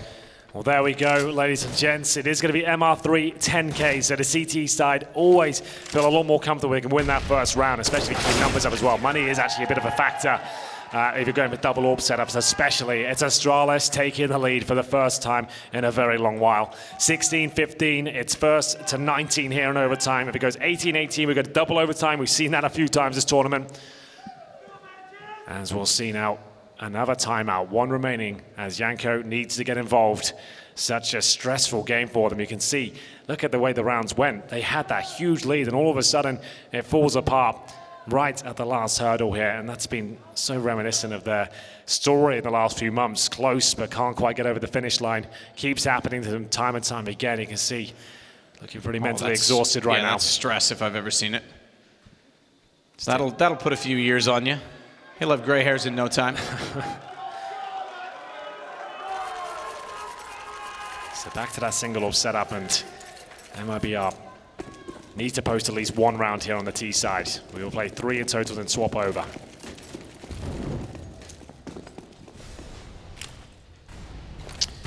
Nade. Oh, that doesn't go through the hedges. No. Neighbor's got a fence hidden in there as well. Your dog's not going to piss on his lawn. Fallen has the angle precise, but not going to be given the opportunity. No jumping. Xyp9x again is going to play this great. Not quite the same, not up on top of the straight position where in which the camouflage occurs, but he's on the secondary one. So similar effect, but not quite the same opportunity to shoot into a narrow corridor. Yeah, the FACEIT gets away with it as well. He's done damage, he survives. Oh, okay, take it all back. Tarek is clean, he gets him through the smoke. Fallen follows it up with a frag. All of a sudden, this round turns on his head, but Glaive's still alive and kicking on the B site. Will take down the aforementioned sniper and bring the round back in contention for Astralis. He'll sit in the corner now, not on the railings this time. Will they continue their approach towards the B site? Glaive seems happy to hold it, as now it's up to Device and Dupree to hold up at A. Nothing has to be rushed here. MIBR, you've got a firm advantage in the round. Make sure you go in together and use those smokes you've got effectively. Do not walk into the crosshairs of Device. Still looking for someone to shoot. Goes wide and realizes so too. They managed to recover the position. Couldn't quite catch out Fur, but he gives Dupree all the information that he needs. And you're right, bomb is down. 26 seconds. Stewie, though, he can still get toward this, and they've got the advantage back. 2 quick kills for Stu. He now has support from Cold, and Glaive is on rotation. Could be a tie game back at 16-16 if not for Glaive's incredible performances in clutches. I might call it done already, but he and Xyp9x are both arguably on point and on similar terms with that. He'll go. He'll start it off, bypassing the truck as well. If Cold's backside shows, it's a good thing for Stewie to still be there because that would have been disastrous. Yeah, you can say that again because Stewie, those opening kills on the A site, it looked like when the bomb went down it was going to fall apart, but he holds his nerve. He said he looked stressed, but anything but in the round. That's absolutely epic from him. The FACEIT can take Dupree down and then close it out as well. Glaive looked like he was onto something there, but great little setup there. And he goes 16-16 or 1-1, and we'll see at the double AWPs once again. We'll close things out for Astralis to find the 2-1 lead. More default approaches here. MIBR trying to stay calm. Don't want to throw it away with a rush or a bad call where they can end up going through smokes. He saw plenty of that. Glaive will be dropped. Don't see him use York too often. Yeah, he hasn't had great success in that position. He's been trying it. Different weapons every single time, but this time he gets shut down. And it's 3 only left for Astralis in 1:27. But just has at least the goal to try and redo it and retake it. But Cold's still staring at it, has no problems removing him either. Device finally gets one back for Astralis. That's beneficial. And Xyp9x back in the same position. Tarek gets his revenge turned around. He's found Cold through the edge of the wall. Nade out. That's going to do slight damage onto Stewie. He's not quite close enough, but it certainly hinders his advancement to the site. That's pretty good from Fallen to still be in position and ready with the AWP. Device will push this. He's going to go straight through. He knows Fallen was way back towards spawn, so he thinks he can catch out Stewie, but Stewie's ready for that. MIBR with the lead after the first overtime, or first half, I should say, of overtime. It's 17-16. What a game we're being treated to here in the grand final. This series has been absolutely fantastic. Has had absolutely everything. 2-1 lead though for MIBR. He didn't look likely after losing that first round in such a convincing fashion. And Xyp9x, I thought he'd done enough in that B bomb side. 2 kills, checks T spawn, but Fallen was there, ready and waiting with the AWP to take him down. Final round. Well, we'll sort things over. And now Astralis, if they're going to win out here, they need a perfect T set. They need a 3-0, 2 rounds to take us to double overtime. As they'll take all the time there allocated here. Freeze time begins, and it's a single orb set up on either side. Of course, Device with his, and Fallen to be the primary orb on the CT side. And we're off. 1 round will find map point for MIBR, just a note. 18 is enough for that. Molotov extinguished. Device has every intention to get aggressive with the AWP, but knowing well that they're doing the same, he'll hold up and see if he can get lucky. Tarek showing him the aggression can be beneficial. Gets in and gets out a little bit more convincingly than Glaive, and even gets away before Magisk opens the doorway. He'll get up close though and play off sound cues. Common default position to hold, but he walks back. Cold just spraying through, gets him down to 57. That spray was almost going on before he walked back, but because he was looking the other direction, I don't think he was aware of the fact of where it was going. Good stuff from Astralis so far. You can see a ton of damage. Even that nade followed up and hit Stewie. That was a pretty good little throw, wasn't it? Yeah, the underarm lob, as we'll see. Looking for those shadows. We talked about them all week in the bathrooms, and doesn't get to exploit them this time. He'll head towards long, but a nice little position. Oh, Fallen, same story, but he might be caught out of position here. They're going to push the flames, and this is awkward. I'm not sure who's going to come out on top in this sequence. It looked like Fur will be dropped first, but they know Fallen's there as well. They do not want to challenge him. They could just book it back towards the B side, I would say. But still, 35 seconds remaining. Fallen's got himself in a compromised position considering his weapon, and he does get out of there. Yeah, this has been them chasing the round. It's a cool little flash. Fur got pushed out. This flash could be good if he peeks on top of it. He's in the corner burning though, and Device was too close. Glaive knows where Cold likes to play, knows how he likes to play it as well. He'll wait for the commitment, he'll wait for the utility, and then he'll swing. But Glaive's getting impatient, needs to check to make sure the corner's clear for his teammates to get in first. Once he's done that, they'll try and bait him further. He goes tight rather than wide. Glaive still comes out with 8 seconds. You're right, Stewie. If he wanted to, he could have kept going around it, but he gets babysat, and Astralis get their 17th. Oh my goodness, these rounds are so tense. There's so many little storylines going on and ideas and plays every single player is making. And all of them look to be successful, but it's Astralis that overwhelm the A-bomb side there. Fallen was definitely on for a couple of kills, but overwhelmed with the backstab coming through. Hit the fight as well to get out of that position. 17-17. The final timeout for MIBR. Yanko's had to bring in so much to keep them afloat. You can see him deliberating now with Fallen, the 2 tacticians here, how they can break down Astralis. They've gone for the double orb setup. Now, Cold Zero Matt, you have to say his rifle has looked impeccable so far. He's got 30 kills to his name, and they're putting him on the AWP. Whether that's a good call is yet to be seen. There's 2 sides of Cold's op. One is when he's on absolute fire, and he picks it up and just sends a message. And 2 is when he's struggling and needs to get himself back into a game. So if he's feeling it right now, and it's his decision, he could be on for something. Double op with Fallen is absolutely menacing, and they're going to go aggressive with Fur and Tarek downstairs as well. Smoke down, they're going to be forward of this. Magisk, whoa, gun barrel shows, that gives away a shot, and actually saves him. If that first shot never fired, I don't think he was aware that Tarek was there. It ends up going 1 for 1, which is still beneficial for Astralis. This is such an expensive purchase as well. If Astralis post map point first, that could be everything. Double kills lined up though. They know where he is. coldzera gets away. They can't get the trade. He's going to hit this surely. Oh, it goes down. There's flames there. And it's up to Stewie 2K, the last line of defense. He's got a smoke in that B bomb site. 3 versus 3. This game couldn't be closer right now. MIBR are desperate to take us to a third, but it's going to be such a labored affair here. 1 minute remaining. They've got 2 flashbangs, a decoy, 1 defuse kit. And if they lose this round, it'll be map and championship point for Astralis, and their money will be broken, Matt. If you buy double orbs in 10k MR3, you'll have nothing left for that third round. It's the Valve set. This is exactly what's run at the majors, the 10k rather than 16, which has been adopted in a few other various tournaments. And it's punishing, absolutely. You said it, double op. Cold got one, but went down. Fallen, he makes good on the second one. He's got device advantage back to MIBR with 35 seconds to work with. Bomb is at long, and it's close. Glaive, far too close. Fallen didn't know that he was there. That's going to open up the site. Bomb to be planted, and you said it, this would be championship point for Astralis. They knew as soon as Fallen goes down, the fact he has the orb, that site's clear. You don't have to check anything. And a 3-on-3 of the orbs in that position, the other 2 are towards B. Advantage Astralis, the retake begins. They have got the kit, but no utility whatsoever. dupreeh looking to close this one out. Is it enough? It's a good position. Tarek gives his up. He's going to go down. It's going to take something monstrous from Stewie, but they get nothing out of it. It's championship point for Astralis, and the money is non-existent for MIBR. They're averaging $3,000 per player. This will be one of the most heartbreaking defeats if MIBR give it up in this fashion. They had such a massive lead. It looked like it was just a matter of time before they closed it out. It went to overtime. We thought, okay, they can still bring this back. They get the 2-1 lead, and now they might lose 3-0 on the CT side. And MIBR knows what this is like. Let's go back to when they played Liquid in Columbus in 2016. There's been multiple times in which they've come back from being on the brink of disaster. Now it's Astralis' turn to do it to them. How heartbreaking. Championship point for Astralis. In doing so, 3 players on their team will have won over $1 million in prize money in CSGO, and another dominant performance by them. This one perhaps the closest win. They've been so close all game long. We're not done yet as well. Keep in mind, MIBR could certainly still pull this back with just the 1 M4 and 2 UMPs.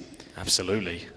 Fallen tweeted out after the last event in Chicago as well, who can possibly shut down Astralis? And one particular pundit, who may or may not have red hair, said back, if you look in the mirror, you'll find him. Well, it certainly shows that MIBR are the closest to that task. So far, Device just barely gets fur. Oh my God. M4 gone, by the way. That's a big kill to get early on. Wow. This is so tense. 4 more kills will do it. Astralis to take home yet another championship here in 2018. What an absolutely stunning year it's been. And now all that separates them is 2 SMGs and 2 CZs. Fallen's been spotted. He can't challenge that. He'll have to flash and fall back. 30 seconds remaining. Will Astralis do it right here, right now? Time will tell. Fallen looking for any information. His movements suggest how anxious he is in this situation, and he needs to be able to help Cold. He needs to be able to pull any bit of aggro his direction, so Cold, he may even swing in this position. We talk about sitting here and going for 1 and done. Fallen's actually gotten Glaive. Cold can be a little more comfortable now. He's got the bomb in front. That's 1 for 1. It's Fallen still though limited. He can't go past the flames. He nearly gets dupreeh. It's still alive. It's still in it. 5 seconds. Xyp9x has to get on this. If he's shut down now, the round's over. It's not done. MIBR is going to force out yet another overtime. 18-18. Have you ever seen anything like it? The second map.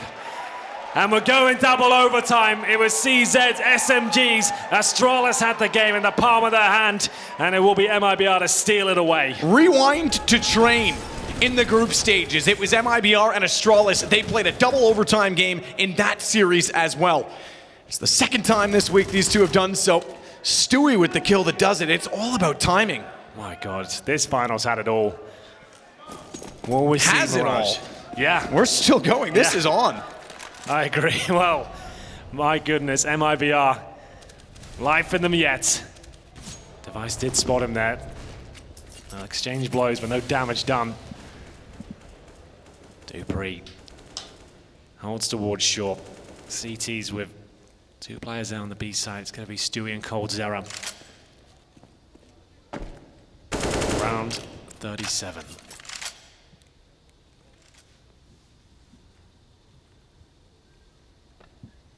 Slower place this time.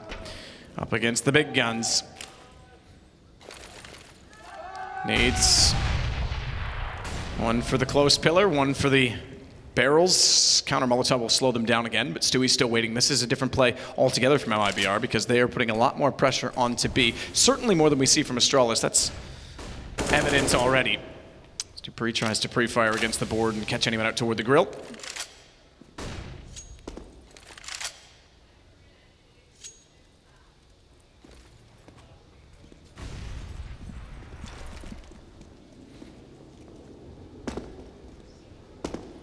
Interesting retake toward long from the CTs at this point in time. So Fur has to be baited in from Fallen. In doing so, they actually make it a very awkward post plant if the bomb goes that far. This flashbang, though, it's successful before. Fur doesn't commit to it. That may even suggest to Glaive, though, that someone might be there. Fallen takes the shot. Glaive, counter Molotov back, close flash. Yeah, he knows first here. He tries to go for it. Fallen gets the shot instead, but now he has to turn around. Magisk took that time, took that invitation to wrap in behind them. Fur still alive, however, takes down Magisk. Now they've got a problem. They either have to go back through bathroom connector or deal with Fur directly, and he's got the op and retreating off with 15 HP at this point in time. But he's not really in the picture for the round because he has to wait for his teammates to pull them back forward. The Molotov's perfect because it pulls him out of bank. Xyp9x in the corner, though, couldn't hit it. Cold checks that on the way out. And Dupree just keeping his head down, trying to buy time. They've got no smoke for the defuse this time. They're going to have to try and find Dupree. Device needs to back him up right now, protect him. He's doing a great job in that respect. They need to get in this defuse now. They know it's Device with the AWP. He hits yet another shot. The defuse coming in. It looks like he's done enough here. They're hoping they can take him down, but Device just too strong. 3 kills to his name. It's the first round of double overtime going in favor of Astralis. Absolutely epic scenes there. If they had any utility, man, they could have stood a chance. They needed a smoke, a Molotov, even a flashbang would have sufficed. It was a great effort there. coldzera swinging out of the bank after the flames were deployed, and Device holds his nerve. Of course he does. An absolute god of the game. 22, the number we're looking for now. The first one to it, 21-21, and you know the story. Device. 2 flashes out toward the park position. Wants to try and push anyone back, get control of Fountain, and they'll spread out into a default. He's the only one over there so far with the AWP. The rest clearing the underpass so they can rotate according to a pick. And Dupree, just his last round, wants to play up close. Fallen has hit this shot before in this game already. Keep that in mind. He doesn't mind being directly in front of his opposition, so close he can smell them despite having the AWP. And he's got Cold going first. Slow reaction from Dupree. I wonder if he was checking the radar even at that point in time. Way too slow by his standards. Something went on there. He either was checking the radar or communicating with a teammate. He was not ready for that. Well, he was Fallen. That's actually given away for free. That's the op as well. You would think that Fallen would play at an angle that prohibits that, but just his feet showing. Couldn't get a shot off in time. Xyp9x brings us level. Here we go. Fur late to the bathrooms. This is when he shines. Glaive going down will reveal that he's there, so they'll at least be aware of it, but he's got the pick.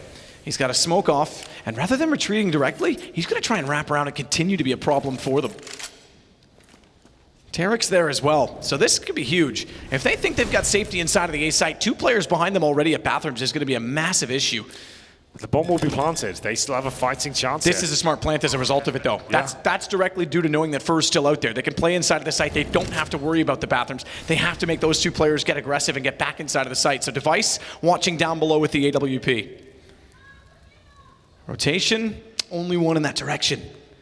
Take it back. I see 2 now on the radar. There's both there. Oh, what a shot. Device so quick. Knows there's going to be another. Stewie's got it back, but that's information for them. And Magisk has the same angle as he walks up the stairs. Easy on the AK. Fur, they knew he was coming from there all along. That's so sick. You broke that down perfectly, Matt. You could see the plan. They knew there was a prospect of players being toward long in the bathrooms. They have a nice safe plan, and oh my goodness, Device pushing the bank, funneling them through. That was the cue to strike. And Xyp9x, how calm is this guy? That's unreal that he controls the spray in that manner. This guy is just on another level sometimes. So sick. And they're looking for the 3-0 now. Look, the money's broken again. UMPs, MP9s, and M4, they managed to win with less in the previous overtime. But let's see if they can do it again. Aggressive to long. Fur still trying this. He's had some incredible performances in this position. Getting aggressive and catching teams off. He's desperate to make it work now because Astralis could win out on the 21 at this point right now with 3 in a row. Tarek does at least get Device back. This is still working out. In fact, they've got the man advantage. Fur's gone, but Derek inside of the site on an MP9 of all weapons, slides in front of Glaive and drops the bomb down. Magisk, he's found, and he's going to be dealt with. Fallen does not need to overcommit to this. He's done enough damage. 28, doesn't need to give himself up either, so just contain him at this point in time. It's so weird. It's the SMGs that find the success, of course. But it will be looking likely to be around here for MIBR. There's almost no way Magisk can win this with the bomb down in the position it's in, and the fact he has 20 HP. It's just a matter of time. So scoreline should be 20-19. Like Matt said, it's first to 22 here. 21 you guarantee triple overtime at least. Magisk though makes his way towards the bomb site. That's in his vision now. You see the CTs triangulating around him, but they've kind of overlooked the first spot, but there it is. coldzera perfectly held. They get around on the board here. Janko still believing, of course, trying to get them in the mood. 36 kills for coldzera. At the very top of Astralis is dupreeh with 31. 1 round to confirm triple overtime. Stewie as well is on 35. We've talked a lot about Fur in that position. He's actually lagging behind a little bit. He's on 17, despite his best efforts of being sneaky and sly. Quick pause, and a double op setup already in play. This is a technical pause. Hate to see it right now, but it only adds to the jeopardy. It does indeed. It does kill the momentum, but thankfully it's also at the halftime of the overtime, so it's not like we're in the middle of purchases and some sort of, I don't know, adrenaline after a clutch. Sometimes people feed off of that. They're momentum-based. So you need to the calm fact down, that your you heart's already, racing. absolutely, you're already going to have a little bit of a momentary pause for the game to reset the sides anyway. This isn't the worst time to have it if we were going to. Well, looks like they're good to go. It was something very trivial. There's cleaning some in-ears, making sure there was perfect no high-fidelity sound coming through. There we go. Here we go, ladies and gentlemen. It's going to be the double orb setup again. Glaive and Device. It has not been working out for Glaive, though. His aggressive pushes towards short, the orb have not been successful, as dupreeh sets out that grenade. Remember, 1 round for Astralis will give them championship point again. Flash in for Glaive. He's still going for this position. And back on the AWP, he and I haven't been either. He just hasn't pulled it off yet. He and dupreeh have swapped positions numerous times on who's going to be on that AWP as well. So Glaive making that call, I would presume, given that he is in-game leader and seemingly has something architecturally in his mind at that position. So Fallen and Fur toward long. Ooh, another boost, a run boost. Okay, I was going to say, I don't think you could see over that wall without a third person. Yeah. I was kind of getting my hopes up, like we were going to see some more creativity for Fallen. He drop it in double overtime, those crazy boosts just to kind of change the game. That would be so sick if we saw one of those. But no, it's still very quiet. You can see the pace, the silence. No one fighting. It's all quite peaceful right now, but that's going to change very quickly as a flashbang comes through towards long. Fur has looked so accurate with the AK-47. We'll see if he can find the opening frag. It's Device baiting in dupreeh. He's finally changed it as well. He's played that front position so often that it's been a problem. dupreeh gets baited in by their own Molotov, not his teammate, and Device still finds an angle onto Stewie. Timing is everything. dupreeh absolutely nails it. He absolutely does. 30 seconds remaining, still possible though. Players like Fur can shut these situations down very quickly, but Magisk should confirm the round at this point. It's Tarek. Oh my goodness, finding all the headshots. Surely he doesn't have a chance here. He'll go for the plant. It's actually looking possible. He'll get it down here. It's up to Device to try and deny everything. Tarek could win the 1 versus 4. He has a Molotov available to him. Device is low and he has to wait for his teammate. He's got to start moving though, because he doesn't have information behind him. He's expecting it to be from the stairs, but now that flash comes out. Device trying to work back in has given away the fact that Xyp9x is coming from the front, and Tarek, a 1 versus 4! In double overtime, it's 2020! Oh my goodness, Tarek. It hasn't been his best tournament, but that might be one of the best rounds played so far. Unbelievable. Given the context of the situation, avoiding championship point at 1 versus 4 that looked impossible. He somehow plays it perfectly, the bomb planted, and they give the round up. Not even Xyp9x can stop him. As we'll get into the next round here, MIBR right back in this now. Next round we'll find championship point. That's available to both teams at 2020. But not MIBR, that'll be map point, of course. Absolutely. Mirage is where they're trying to get. Astralis are trying to walk home with that beautiful trophy. Now slow it down again. Similar positions. This time out toward long devices, ready with a slightly different gun.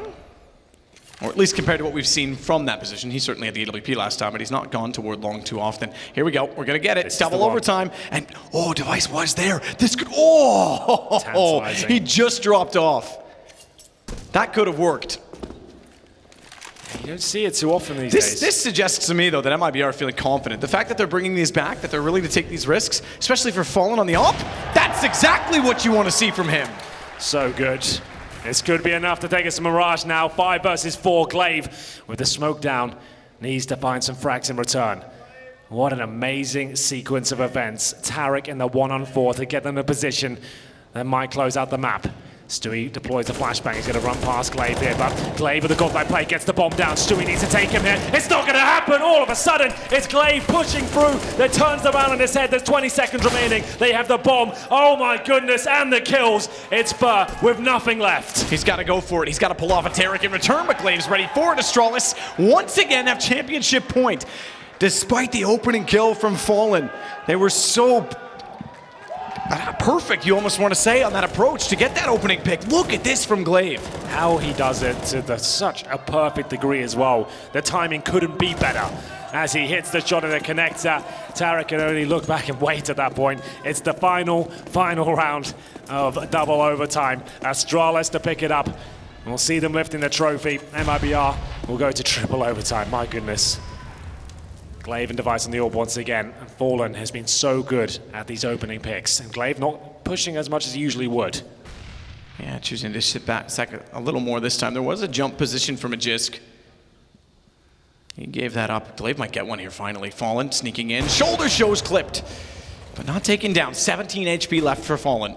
And like you said before, it's not actually a huge deal for the orb. He has to readjust and play a little bit more defensively. 17 is low enough where I put a stipulation on that with utility. Sure.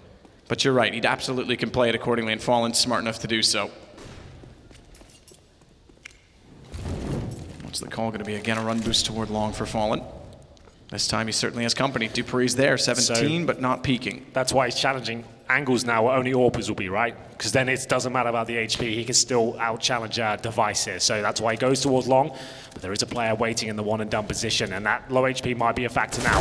Oh my god, it's going to be Dupree looking for 2. Can't do it. Fallen hits the shot, 4-on-4. Great reactions. AWP pays off. Never a bullet landed from Dupree. And Device, with the smoke to his right, needs to be well aware of the fact that Fallen is there, but also keep his eyes firmly fixed on the bathrooms, as well as the flashes coming out. He makes contact. Tarek tagged to 19.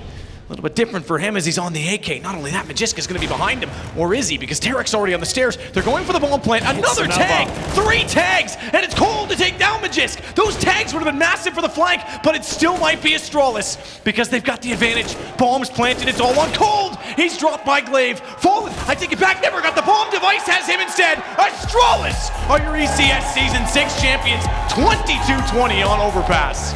What an absolutely fantastic game that was. One of the best of 2018, Matt. Absolutely. So much drama, so much insane action. The 1 versus 4 clutch. Absolutely everything towards the end. We don't get triple overtime on the 3rd map, but it felt like it was a marathon of the game for every player involved. No one dropped off. Everyone turned up, and that was something quite special. But what a time. We've got North on the rise, NIP on the rise, MIBR looking the best finally that they have in a while. And very nearly coming back to force a 3rd map. Not only that, going 30 rounds on the first one. This is a great time for CS, and we're getting to the end of the year where teams are going to take time to shape up. We got a major around the corner. Things are looking pretty good, but they're looking great for Astralis. ECS Season 6. They led the board all the way through, and they get to walk away. 3 players, over $1 million in prize money, and another championship in 2018. Astralis ECS Season 6 champions!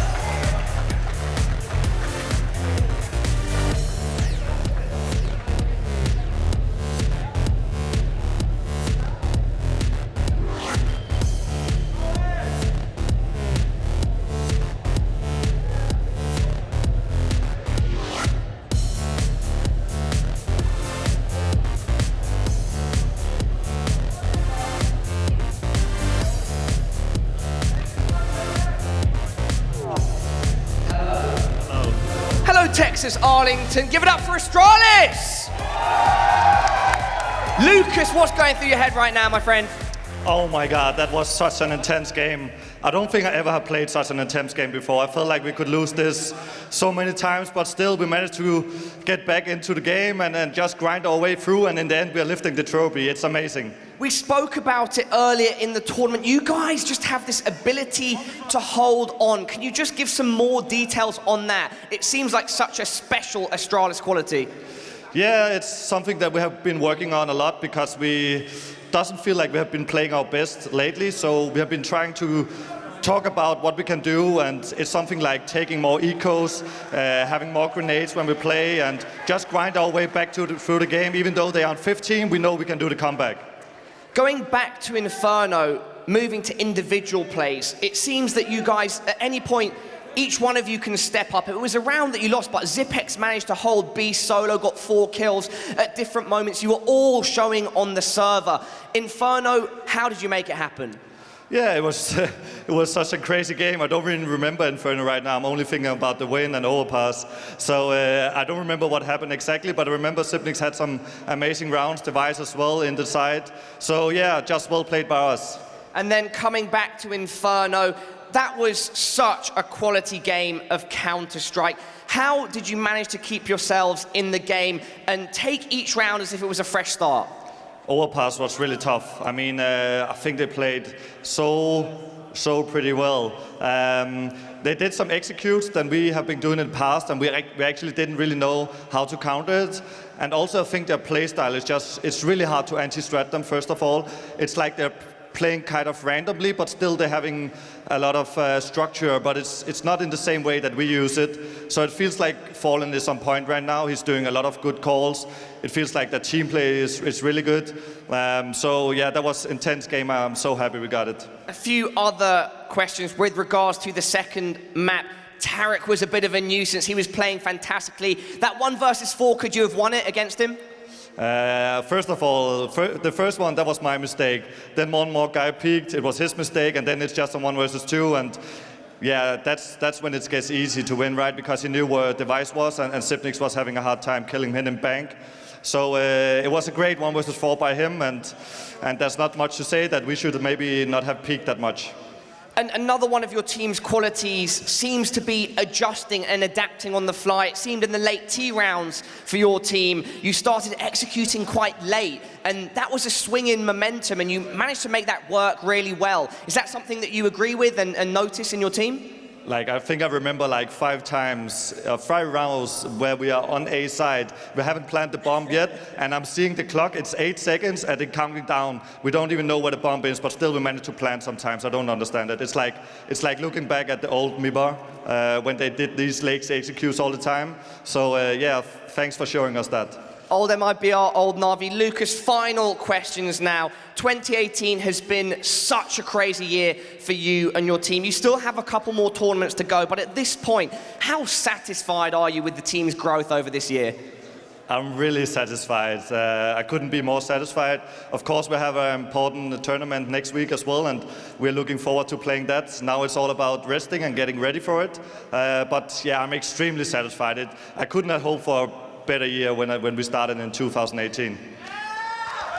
Well, sir, I will leave the final words with you if you'd like to address the crowd. The many people watching at home, friends and family, go ahead. Thank you, everybody, for watching. It has been a pleasure playing in front of all you guys. I'm really happy that we showed you a great final here. I know some of the Europeans, some of the Danish guys are still probably sleeping now. I hope you will have a good time when you wake up and see the result. Ladies and gentlemen, your ECS Season 6 Finals champions are Astralis!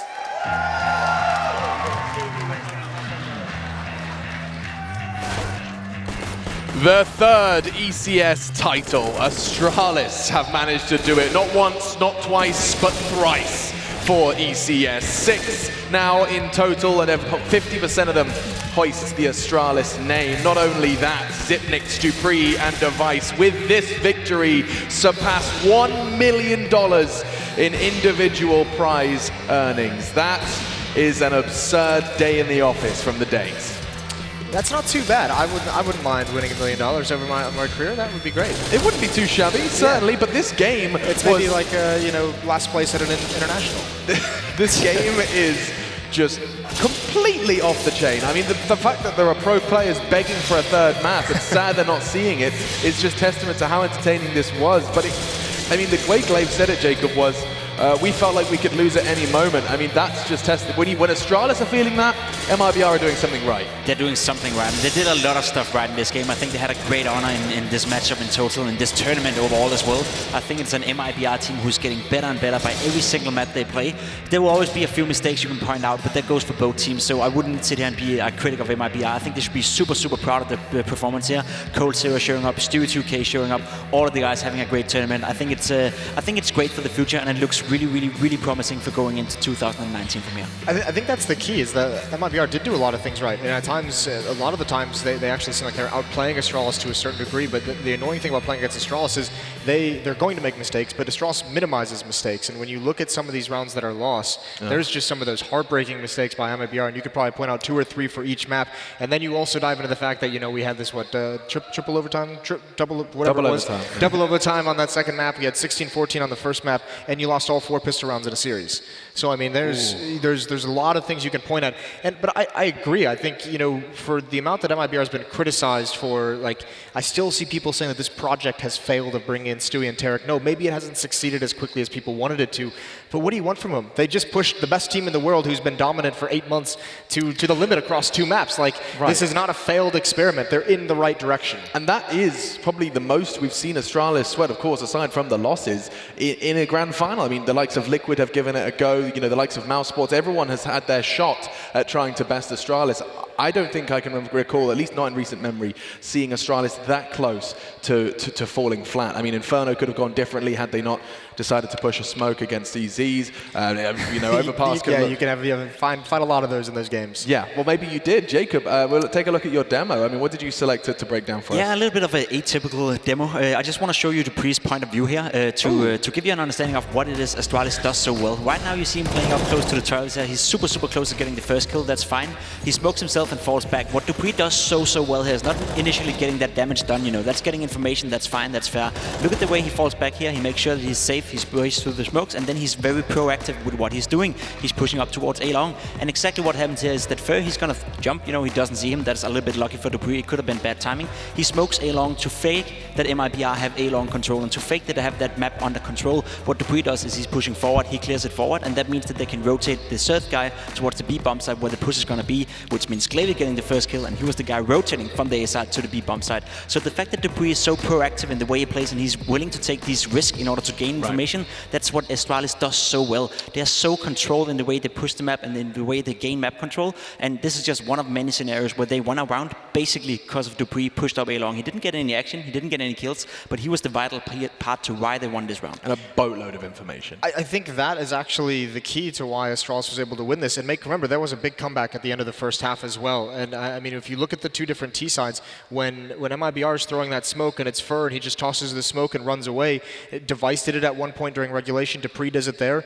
With 30 seconds, 40 seconds left without information, someone's got to make a play to find something out, and Astralis was doing that. On the other hand, when Astralis does that on the T side, MIBR is not able to get the information. They're not getting aggressive, and part of that is because Astralis is throwing those smokes and leaving a player or 2 to still be a force, to still be a presence, and then rotating away. So MIBR actually did that. Fake towards A, hit the B bomb site like 3 times towards the end of regulation and in overtime on their T side, and I think 2 or 3 of them, or at least 2 of them, Astralis had 4 players of that B bomb site. It's just like, or 3 players of that B bomb site. They're able to cheat someone over, and you're just not going to win that many rounds like that. Yeah, and we're going to keep running with those replays as well. We're going to see a couple of close rounds now in favor of Astralis, and keep seeing exactly what made that gameplay oh so impressive. Hopefully we have that replay. I was told. You have the magic summon. Yeah. I wonder which one we are going to so many close rounds. This, for an instance, is with the Molotovs. I believe that's where Magic's boy is coming up, and he's going to Molotov the bomb right there. And he's going to burn to death. At that point, as soon as he dies with the bomb, the round is over. There's only 3 seconds left at this point, so there's no way he can win that. And that's just Astralis.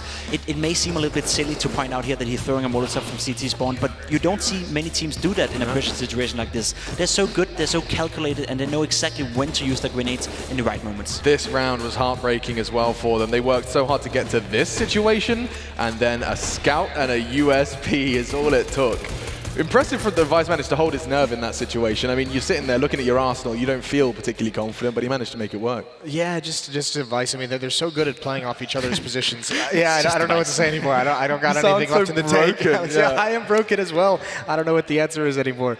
I mean, I want to see the Tarek one before just to see it again. I think that was, I mean, eat your heart out, Valda. That was disgusting. That was beautiful. We've had some serious, high-quality Counter-Strike, actually, of course, across the 4 days of ECS. And you know what? That's cool, because I feel we've been to a lot of tournaments as of recently where we've been sitting here at the desk and thinking, all right, Astralis is winning, they're playing well, but the team that they were playing were not playing well. The game that we got gifted was not a great game, and we saw too many mistakes from, you know, the previous major that we saw in FACEIT, you know, what is that, 5 months ago now? We saw some high-level Counter-Strike there, but ever since it's been feeling like we're going downwards and downwards and downwards, and I feel this is the first time we actually get a final and we get teams that are progressing, that are getting better. That's said for Astralis as well. I think we're seeing a better Astralis here than we saw at the Chicago tournament, which they also won. So I think it's a great sign going into 2019. It's a great sign coming into the last few tournaments that we haven't this year, and it's just a great sign for Counter-Strike that we can still keep producing better and better teams and better players. And Astralis, of course, reaching their A game. You said they're slow starters, and of course, get to the grand final, win it, but they don't do it easily. Now, you asked for the Tarek 1v4, Jason, and I provide. Let's go ahead and take a look at that one more time. This was, I mean, look at how crucial this was, down to just him. And I mean, I want to see it just on loop. Incredible work. I think the important thing is he didn't know where that last player was. He thought the whole time he was coming from CT spawn. So not only does he have an incredible clutch, but he, like, sometimes you see incredible clutches and they have the information and they just play it really well. Tarek has no idea what's coming. He even only has like 12 seconds to get the bomb down. Like, there's just a whole lot of intensity there. I mean, Glaive even said it, right? He said, you know, I made the mistake in peeking. The second guy who peeked made the mistake, and from there you're in a 2v1 and they're in positions where they can't help each other. So it's just kind of a little bit unlucky. It's just basic awareness, right, from Tarek. When it gets to that 1 or 2, the first 2 kills are a super well-aimed Tarek play, and that's just kudos to him for hitting those shots. The next 2, as you said, he doesn't know that he's coming from behind, so he has to be aware that he can come from 3 different angles. And at one point, he sort of excludes the fact, all right, now so much time has passed, so he can't be in CT spawn, he can't be in bank, so I just have to bang on the fact that he's coming from behind, and that's what he does so well. I would be dead now if they were coming you sure from would, CT spawn. I just played a game against you, and sorry to say you played well and you won, but you would have been dead 10 times right there. Oh yeah, for sure. Don't quite have that brain function on that level yet. And of course, coming from Tarek, the king of content, head-to-head is some content for you right now. Device and coldzera were the names that we selected coming into this best of 3. I can't believe it was only 2 maps, a long 2 for that one. And you can see just a perhaps slight deviation from the average for Device, but he's got plenty of teammates to pull him across the line. Cold, same story. Yeah, well, I mean, Cold had a phenomenal series, and I think that's the tough part as well. I think Stewie and coldzera at the end of regulation were over 30 kills, or right at about 30 kills, so that's got to be tough to kind of lose with those performances. Device actually, I don't want to say it was quiet, but he wasn't the dominant force that we know. I mean, Dupree was phenomenal, Glaive was really good, Zipnix was good, and Device just kind of stuck to his impact kills. And I think that's what's so cool about this Astralis win as well, because we did see after the first map that I think all 5 Astralis players were within a reach of 5 ADR difference. So max ADR was 74, and the lowest ADR in the team was 69, which is like quite low numbers, but they're so close. So Astralis is showing that you can win as a team as well. Had Navi won a tournament like this, we would have seen Simple up there with Electronic being the hard carries for the team. What we see right here is Astralis winning as a team and playing it as a team and still being able to win a tournament. Yeah, it is exceptional. However, each player on Astralis occasionally brings the X Factor. Yes, let's take a look at it. It's brought to you by HyperX, your X Factor of the game. This game was the grand finals, and it is none other than Magisk Boy. Remember this? This was Inferno. This was how Inferno ended. May not be the most glamorous, but a spectacular work from him. Managing to find 3. He did get a lot of help for Device right there, with 2 assists and a kill from Device as well. He was doing well for himself. I think it's pretty fair as well. I think there's going to be a lot of people kind of questioning this call, and obviously it's easy to do that with the hindsight of what exactly occurs. But I mean, it is something that we've preached quite often, and I know the players have talked about it as well. It's, you know, why jump through a smoke with a minute and 10 seconds left on the clock against pistols?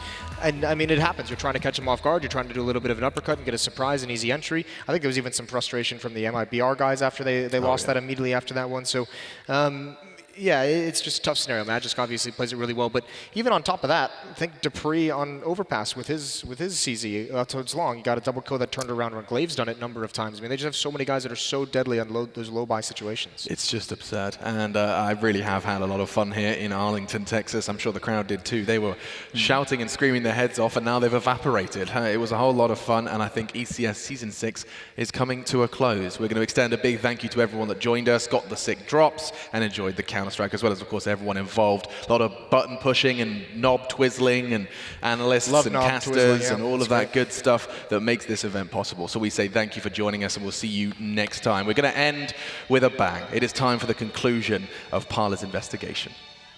Yippee-ki-yay, mother.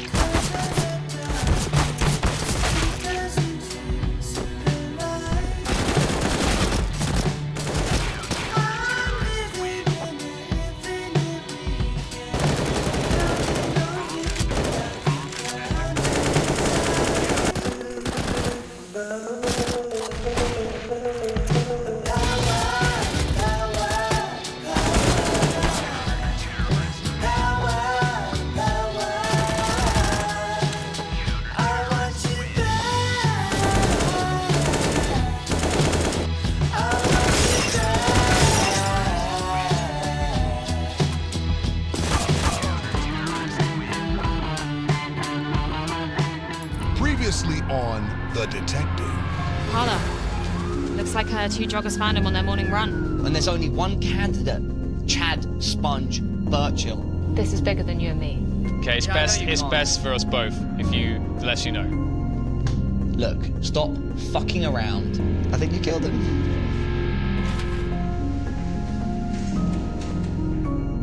You have until the end of the day. Who's the joke's on now, huh? Well, a fair share of chuckles here at the analyst desk as Detective Parla is truly on the case. What about your teammates? Tell me about them. I'm not snitching, I'm just saying. Like you got away with murder? Sometimes you do things and then you don't control it. I can always be an investigator like you and end up doing a bad job. Okay, it's best for us both. Like kill Flesh. Never harm anyone. Can you prove it? Just like me. This is bigger than you. They do their jobs. Can you prove it, Emil? But you're not. Good luck, Parla. I'm sure I would have solved the mystery already. Come on. You're going to. Are they innocent? He's never going to solve it. Let him play detective. Yeah, I'm So on a group killing. A group killing.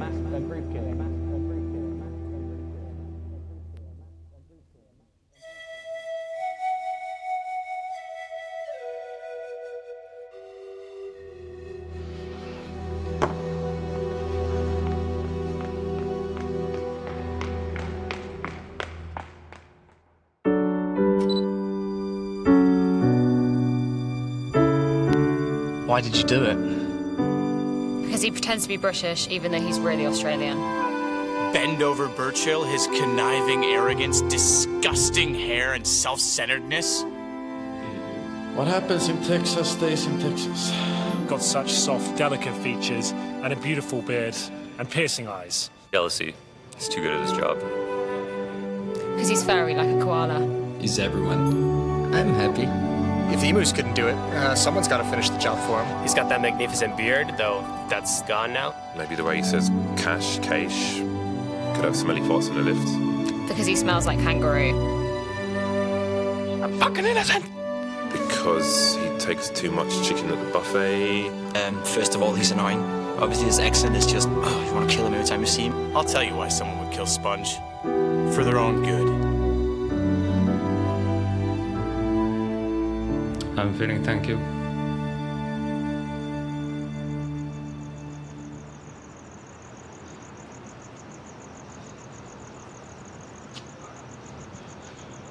Another case closed.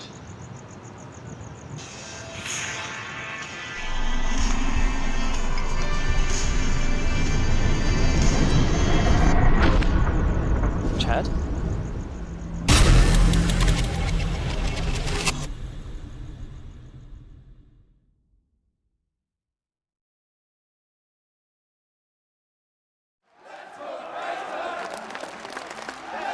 The most incredible thing is having the community just coming together for such an incredible, beautiful experience. You have all the lights, all the sounds, and everybody around you cheering at the same time as you, watching these incredible players. It's just such an immersive experience.